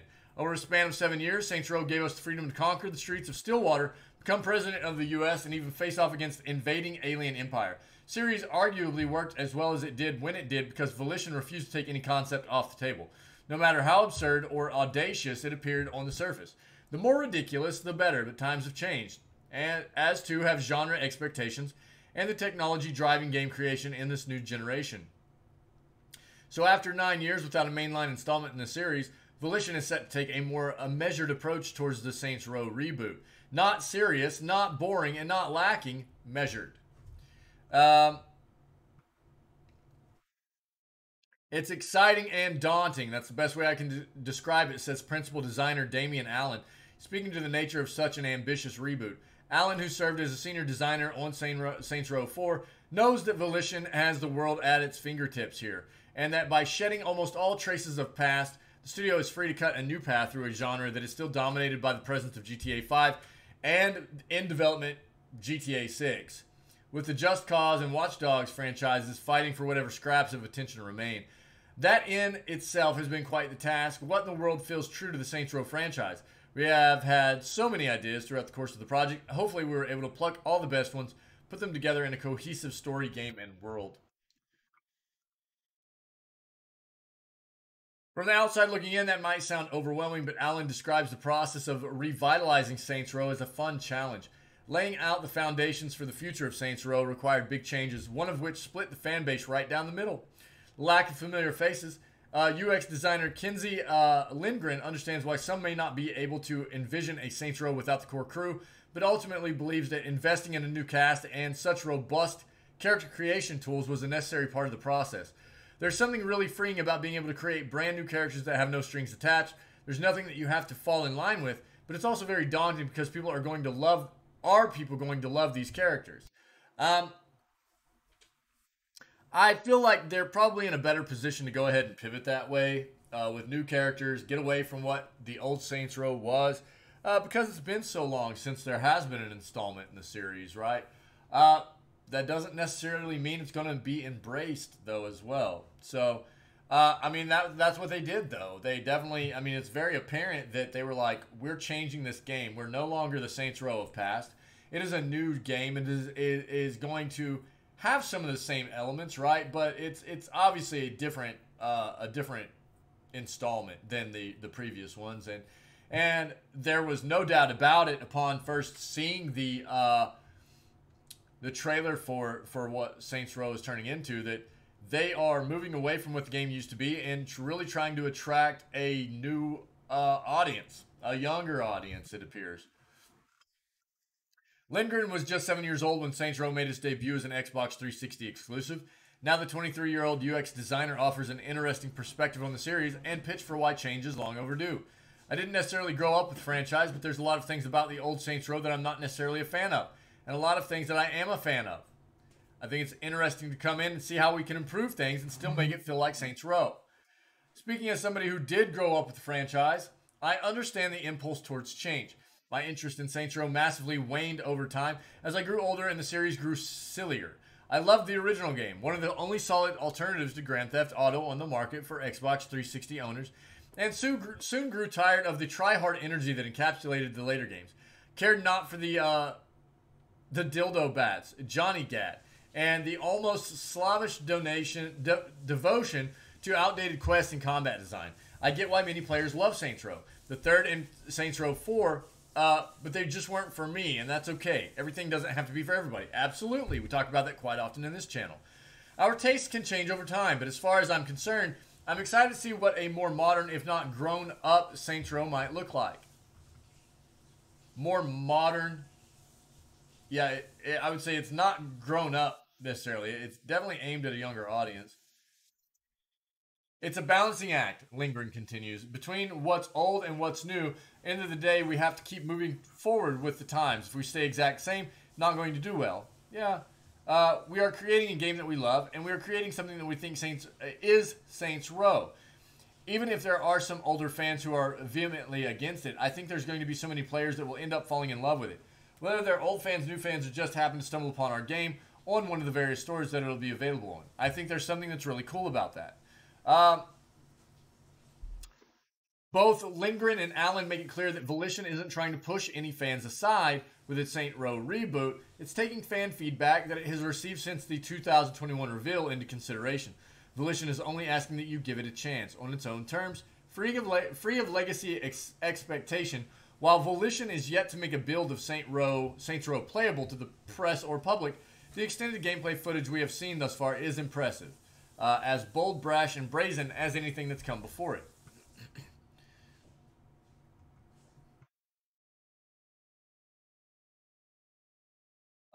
Saints Row is set to launch on PC, PS5, Xbox Series X, and last-gen systems on August 23rd.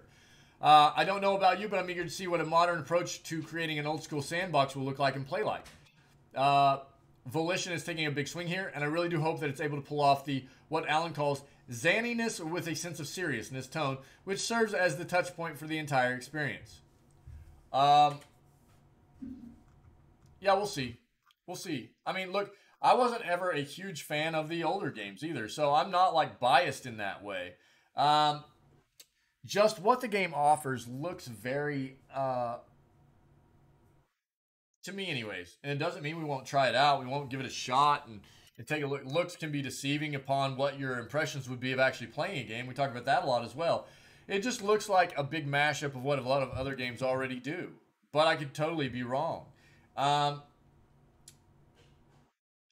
I think that as long as the series had been down without a new iteration, if they were going to pivot, I think now is probably a pretty good time for them to do that. So we'll see what it entails and see how the game is received upon release by the community. And, you know, we'll see whether or not we think it's worth diving into ourselves here. It's definitely not the kind of game that I you know, am going to get hyped about like, say, Dragon's Dogma 2 or Avowed or you know, something along the lines of Silk Song, you know.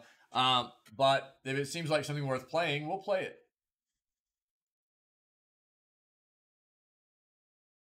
Apple has its own upscaling tech now, Metal FX Upscaling. No Man's Sky and Resident Evil Village will be the first to show it off. Gaming on Mac has yet to really take off for a variety of reasons, but 2022 is looking like we could start to see that change. Apple's M1 chips have a lot of potential. While they don't quite rival current GPUs when it comes to games, have given Mac gamers some hope for the future. Now at Apple's WWDC event, the company is set to offer some more surprisingly game-specific technology. Alongside its new M2 chip, Apple announced what it's calling Metal FX Upscaling to work with proprietary Metal 3 graphics framework for Macs. It's described as a temporal reconstruction system that allows upscaling of lower resolution graphics to help games run more smoothly. There's also the ability to load intensive assets directly from the GPU thanks to another API.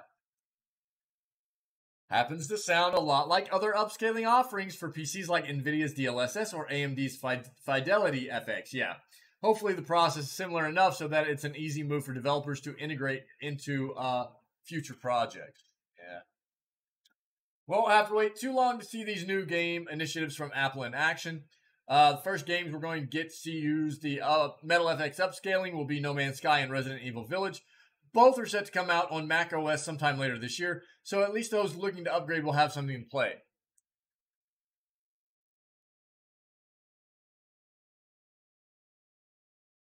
Okay, we'll see. Yeah, I mean that was my thought upon initially. Dude, that interior is sick. That was my initial reaction. Was like it sounds much like DLSS and AMD's version of upscaling, you know. And I don't know. Apple needs to be doing something. They definitely are not on par with other PCs as far as gaming's concerned. So But Apple definitely has their sights set on pivoting into gaming very hard, which doesn't surprise me that they're going to be trying to incorporate better gaming performance in their own site. All good, buddy. In their own machines, right? Jeff Keeley says Summer Game Fest will be primarily focused on already announced games. Speaking during a Twitter Spaces audio session this week, transcribed by VGC, Keeley said he was very excited about the content set feature in the show, which he said will include massive games, alongside independent titles and new teams showcasing their projects for the first time. Keeley claimed the show would include exclusive games for both Xbox and Switch, but said that Microsoft would likely keep its biggest hitters for its own showcase, happening on Sunday, and Xbox on Tuesday. It was unclear if Nintendo itself was involved in SGF. We'd love to have them involved if and when they're ready. He also urged viewers to rein in their expectations in terms of any megaton shocks they might be expecting, and called some of the rumors he'd seen online crazy. Really an exciting weekend for me because I finally get to see things we've been talking about to people for months, Keeley told listeners on Twitter. We've obviously announced a bunch of things since I last talked to you guys in terms of world premieres and announcements that will be at the show. Yo, Ava, what's up, my friend? How are you? We've talked about the Callisto project protocol. The Callisto protocol. That will be there. We'll have the first gameplay demo you guys probably saw the trailer for. We're excited to show that to you. He added, we'll have the first level playthrough of Call of Duty Modern Warfare 2. Game looks really incredible. We're excited to showcase that for you as well on Thursday. We'll have a reveal and some news around Gotham Knights. Some new footage of that game as well. Cuphead, The Delicious Last Course is really coming out on June 30th. Just over 3 weeks away. We'll have some new footage and Studio MDHR joining us as well for that. Dwayne The Rock Johnson will be stopping by. If you played the Fortnite Collision event yesterday like I did, you saw the Foundation in there, which was tons of fun. So we'll look forward to hearing from him. We'll have a lot more to share this week. Some other things we're going to tease in the coming days. Then there will be lots of things we'll save until the show. Keeley said he expected the show to last around an hour and a half to 2 hours, but because of its live setup and many guest appearances, claimed that that he wasn't entirely sure. What I would say is that a lot of the games we're going to show you are going to be already announced. Games are going to show new content to you, like some of the ones I've mentioned. Yeah. A couple of new game announcements in the show. Hopefully some surprises if everything holds. It definitely is a show that's primarily focused on stuff that has already been announced. Okay.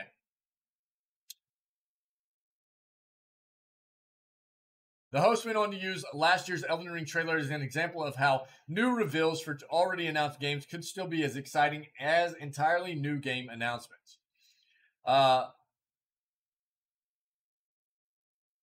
He added, I think it's going to be a fun month of content for games coming out, and there are lots of games that have been announced that we haven't seen stuff on, and that's going to be a big part of it. Yeah, I mean, we're already kind of aware of that, right? Like, a lot of what we're going to see in some of this, I would say the majority of what we're going to see is just new trailers, new gameplay of things that we're already aware of and have already been announced. I don't think this is a real surprise for any of us, right?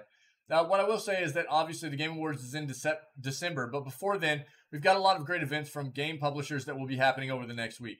The Xbox and Bethesda showcases on Sunday, and there will be more things to be announced even in the next couple of weeks, so stay tuned. Okay. Yeah, not a big surprise, but good for confirmation there. Oh, I'm great. I'm great, my friend. Yeah, a little bit tired this morning. Had a hard time crawling out of bed, but otherwise I'm doing very well. Finally getting over all the sickness I had and everything, and getting back to normal with doing our 9-hour streams and stuff like that. So feels good. Feels good. I'm glad you're good too, buddy. It's good to see you. Hollow Knight Silk Song world premiere seemingly teased for Summer Game Fest. Please, Team Cherry. Yeah, I was literally talking about this yesterday. As far as all these showcases coming up this week, if I could just get something about Avowed and I could get something about Silk Song, I would be happy. I literally said that at the end of the stream yesterday. And it looks like we're getting both now. So I will be stoked. And if we could get something about Dragon's Dogma 2, that would be just like the cherry on top for me, okay? The long-awaited sequel could be making an appearance at Thursday's event. Team Cherry has been so hush-hush about this game up until now, and we're talking for years now. And we're all dying for the sequel. Everybody, Metroidvania fans in general, but especially fans of Hollow Knight. A world premiere for Hollow Knight, Silksong, has seemingly been teased for this year's Summer Game Fest. With E3 2022's schedule heavily disrupted this year, all eyes are on the Summer Games Fest showcase for a look at the gaming delights that we'll be indulging in the months and years ahead. The live show will be held on June 9th and will once again be hosted by Jeff Keighley. With the show right around the corner, Keighley is clearly in a teasing mood, as well as sharing his enthusiasm for the titles that will be in attendance. He also cryptically tweeted, "There's nothing like the feeling of seeing a good world premiere arrive in your inbox." While Keighley is keeping the game a secret, for now, a response to his tweet might have just let the cat out of the bag. As spotted by Reset Era user Modis, Matthew Griffin replied, "I approve of the tease." Griffin handles marketing and publishing for Hollow Knight Silksong, potentially suggesting that the highly anticipated Metroidvania could be making an appearance at the event. The Hollow Knight sequel, please, dude, hush, was announced back in 2019, but new information has been fairly scarce since then. Seemed like Hollow Knight Silksong was on the way earlier this year when a GeForce leak uncovered a potential release date in February 2022. Sadly, that didn't materialize, and the game was also a no-show at last month's Nintendo Indie World Showcase. Back in April, developer Team Cherry said, "We're looking forward to the day we can share the game with you all. Can't be too much longer, surely. Let's all hope that day is this Thursday at Summer Game Fest." Yeah. Look, Silksong has actually been up on Steam for, years now. It's just not received anything new since it originally was put up. And so many of us want this game so bad. Obviously, we don't want it until it's ready because we want the absolute best experience we can have in relation to what we've come to know Hollow Knight to be, right? So take the time, make it good, but man, we're ready for it, right? Tim Sweeney says Fortnite. Yeah, we already read about this. Yep. There's going to be some Epic Games is going to be suing some cryptocurrency vendors and creators because they're creating Fortnite currency, which isn't actually a thing.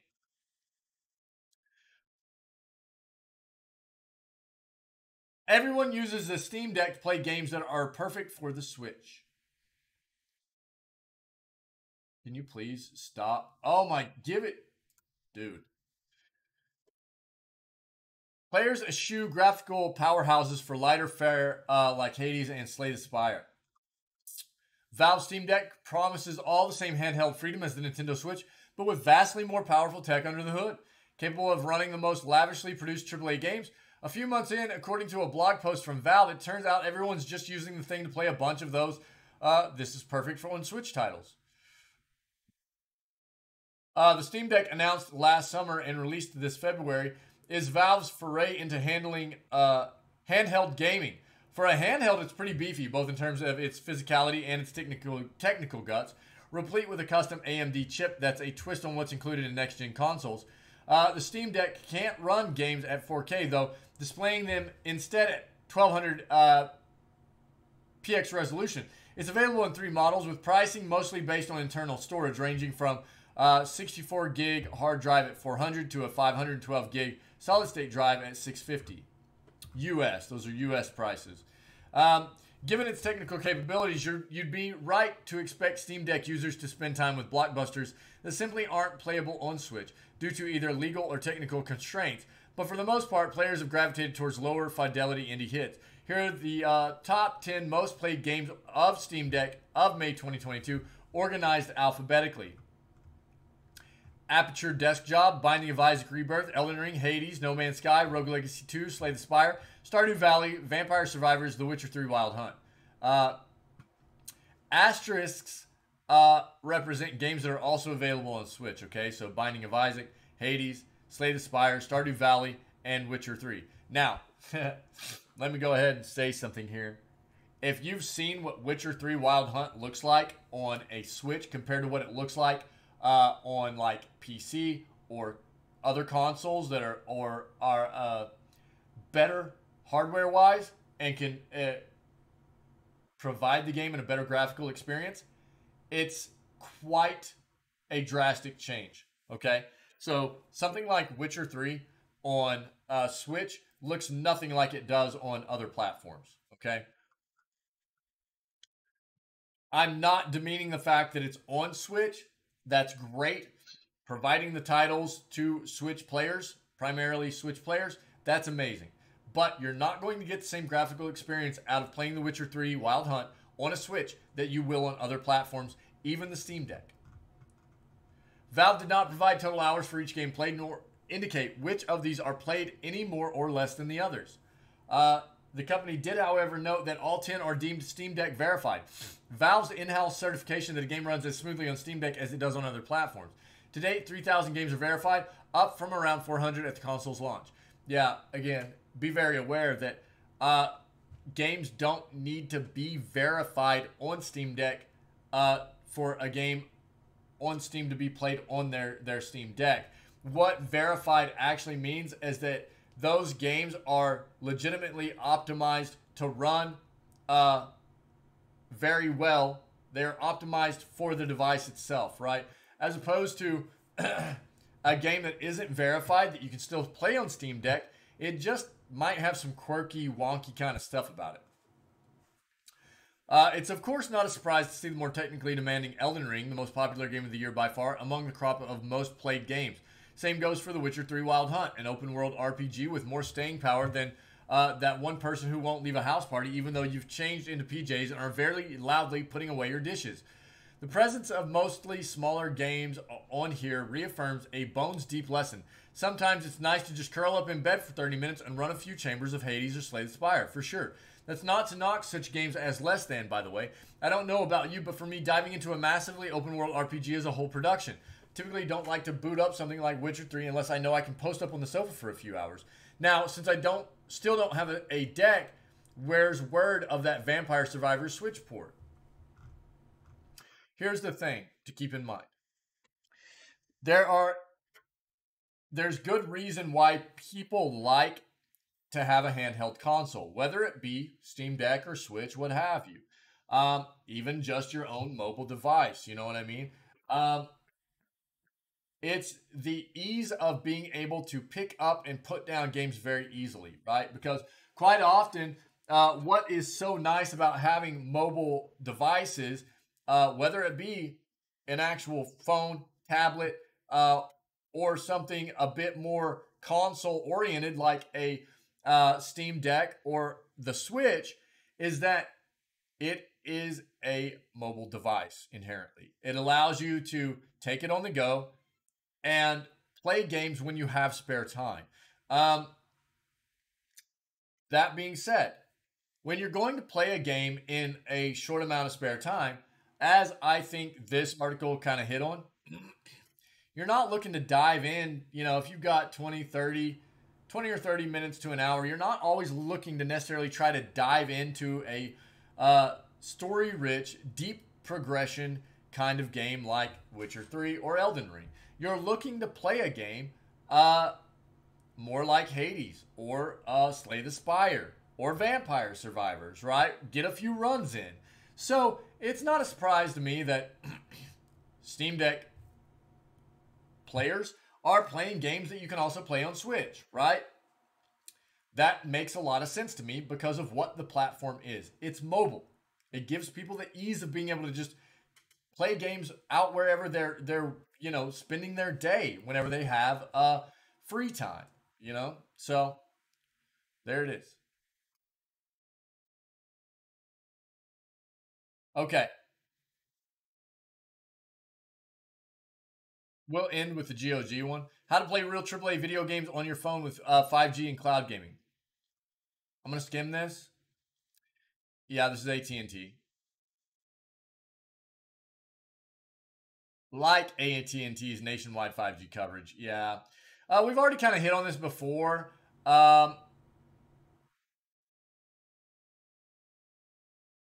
AT&T is starting to offer its mobile subscribers some legitimate like gaming stuff through their own platform.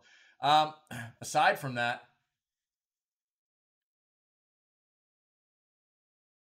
AT&T offers perks for eligible 5G customers with two of the most popular gaming streaming services available today, NVIDIA GeForce Now and Google Stadia Pro.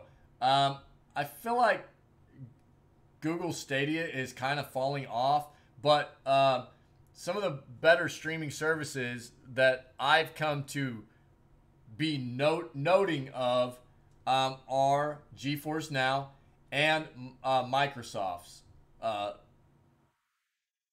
streaming platform, right? With an AT&T service, you can try both for 6 months at no charge, so you can see which service best suits you. I have not done much of the streaming services, stuff like that, so I can't really provide any kind of input on personal experience, just what I come across in the news all the time, right? If you're a PC gamer with a big Steam library, you should start with GeForce Now. This will give you access to stream more than 1,200 supported games from your Steam, Ubisoft, Epic, Origin, or GOG accounts, as well as access to your saved games. GeForce Now members can also stream nearly 100 of the top free-to-play games.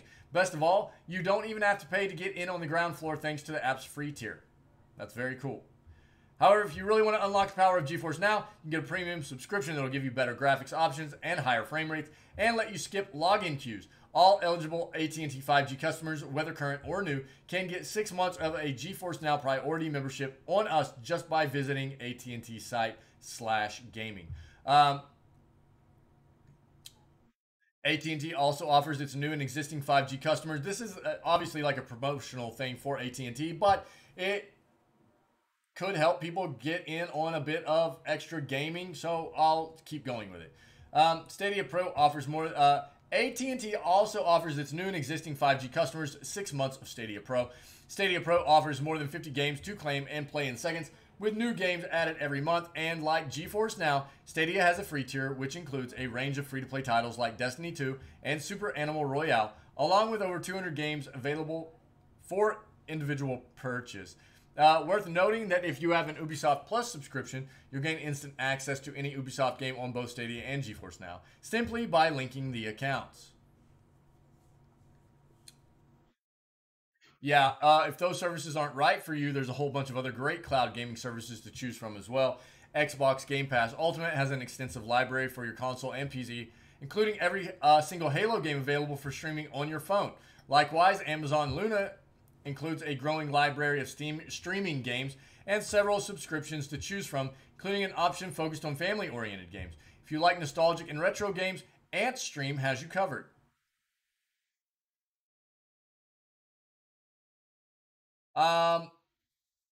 While every cloud gaming service includes a touch control scheme that'll let you play without a gamepad, not every game is going to be a great time if you don't use a real controller to take your on-the-go cloud gaming to a new level. Mobile gamers may want to pick up a mobile-enabled game controller for that true console experience. Yeah, there's all kinds of. I'm gonna link this. Take a look. They've got a list of controllers you can check out and stuff too if you're interested in that. I don't know. It's a bit of a promotional thing for AT&T there. It seems, but they definitely hit on some good things that AT&T is offering as far as gaming, and some of the better streaming platforms that are out there right now. So take a look. It's there in chat. Last article for the morning.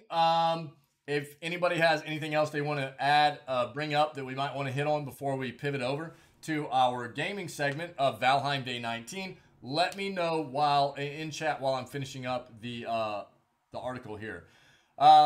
Check out the PC gaming collection in the GOG summer sale.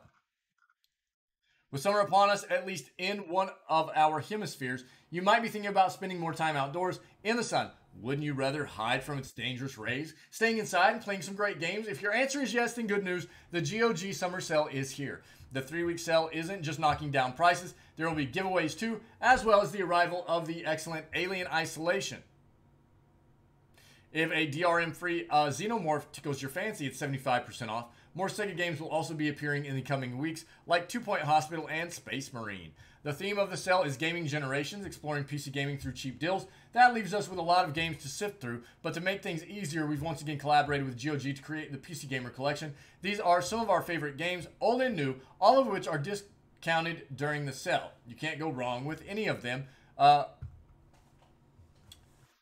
a classic CRPG? Baldur's Gate. Want an RPG that's doing something different? Get Disco Elysium. Yes, we talked about that today already. Want to explore and soak up lots of lovely words? Get 80 Days or Sunless Skies. In the mood to solve a puzzle and maybe some crimes? Get try Grim Fandango or Her Story. Honestly, you're spoiled for choice. Sell is live now. You can grab ominous psychological adventure game Sanitarium for free until June 8th. For more freebies, stick with us. We'll be hosting our own giveaway this week on the PC Gamer forums. Okay, I'll bring up GOG real quick. Hold on. We'll take a look real quick before we end the news segment.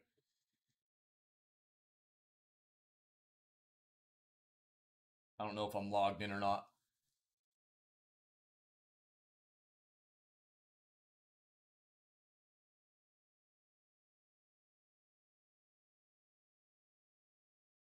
Yeah, there we go. All right. So, GOG, summer sale. Yeah.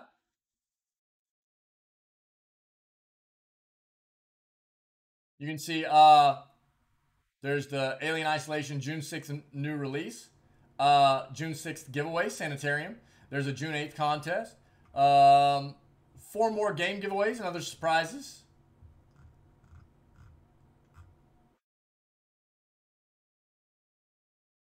See, Blade Runner, which was actually shown on the limited run game showcase yesterday.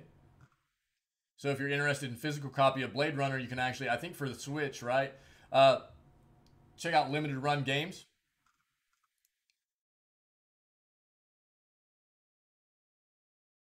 Flash deals. All kinds of deals on other games. Indie games. Let's take a look at the indie game sale real quick. I don't know why that took me to their site instead of in the app. That's really weird. Anyways, yeah,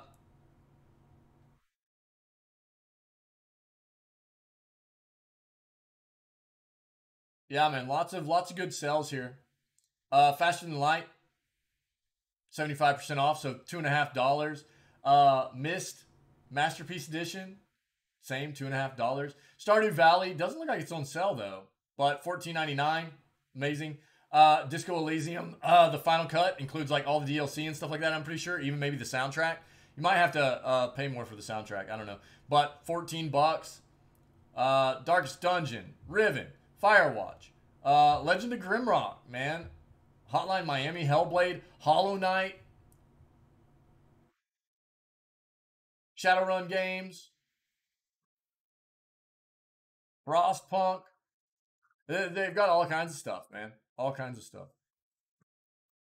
And let's see. Go back to the main store page. Yeah, so their theme is like generations of gaming, right? So you're talking about like 80s, 90s, the 2000s, 2010s, and then current like 2020s, you know, stuff that's come out so far. So they got all kinds of different stuff going on. I feel like GOG is definitely one of those sites that gets overlooked quite often as a platform for library and stuff. But what I'll say is that GOG does a pretty good job of incorporating your other libraries into, like you can see, I don't have anything installed through GOG. It's picking up games that are already installed so I can launch them through their platform. Shows your owned games. I have not bought any games on GOG. This is owned games from other platforms, you can see. Yeah, this is a bunch of the stuff that it's picking up off of not even installed games, just games out of my Epic Games library, right? So it's pretty cool. So it can incorporate your other libraries as well. And they quite often hold pretty good sales. They give away free games every once in a while and stuff. So maybe check out GOG. Castlevania and Contra, the Konami Collector Series. What? $4.20? What all's in here? 5 complete classic Konami games. Castlevania 2 Simon's Quest. I think I actually still have Simon's Quest cartridge on regular Nintendo. I need to go check, but I think I have it. Castlevania 3, Dracula's Curse, Contra, and Super Contra. Nice, check that out. So, I don't know. Check out the GOG store. All kinds of sales and everything right now. How long is the Epic Game Store sale going on, by the way? I can't remember. They've been doing their big sale.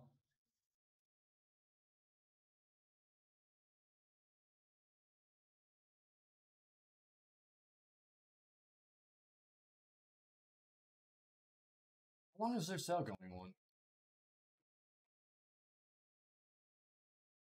on? Through June 16th. So you've got roughly like 9 more days for the Epic's mega sale as well. And basically anything, they've got a bunch of games that are on sale, and anything you buy is 25% off right now as well. As many times as you put something in the cart and buy it, you get 25% off, which is good. Not library, store. Stop it. I'm an idiot. As well as don't forget to go grab Wolfenstein New Order. That's free right now. In 2 days, just over 2 days, we'll get the next free game on Epic. Okay, so don't forget. Go get your stuff. Is there any what kind of sales we got going on Steam right now? Might as well look at all 3, right? Got some Dragon's Age games on sale. Mass Effect Legendary Edition. It Takes Two. Resident Evil games on sale. That's cool. Space Marine.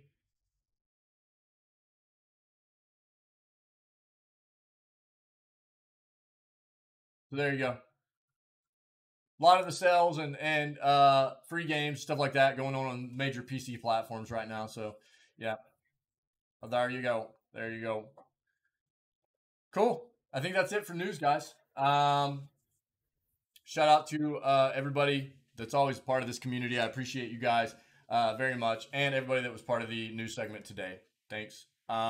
We're going to be moving on to our Valheim Day 19 gameplay, but as soon as we wrap up the news section here, I would like to say that if you are checking out the content on YouTube and not seeing it live, think about maybe coming and hanging out with us at 6 a.m. CST every single day, where we start up the stream, and we always begin with our gaming news segment, okay?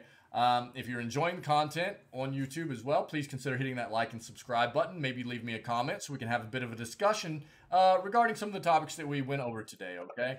Other than that, just stay healthy, stay safe, be kind to one another, and we will catch everybody tomorrow morning for our... No, that's a psych. That's a psych, guys. There will be no news segment tomorrow. I apologize. There's going to be no stream tomorrow either.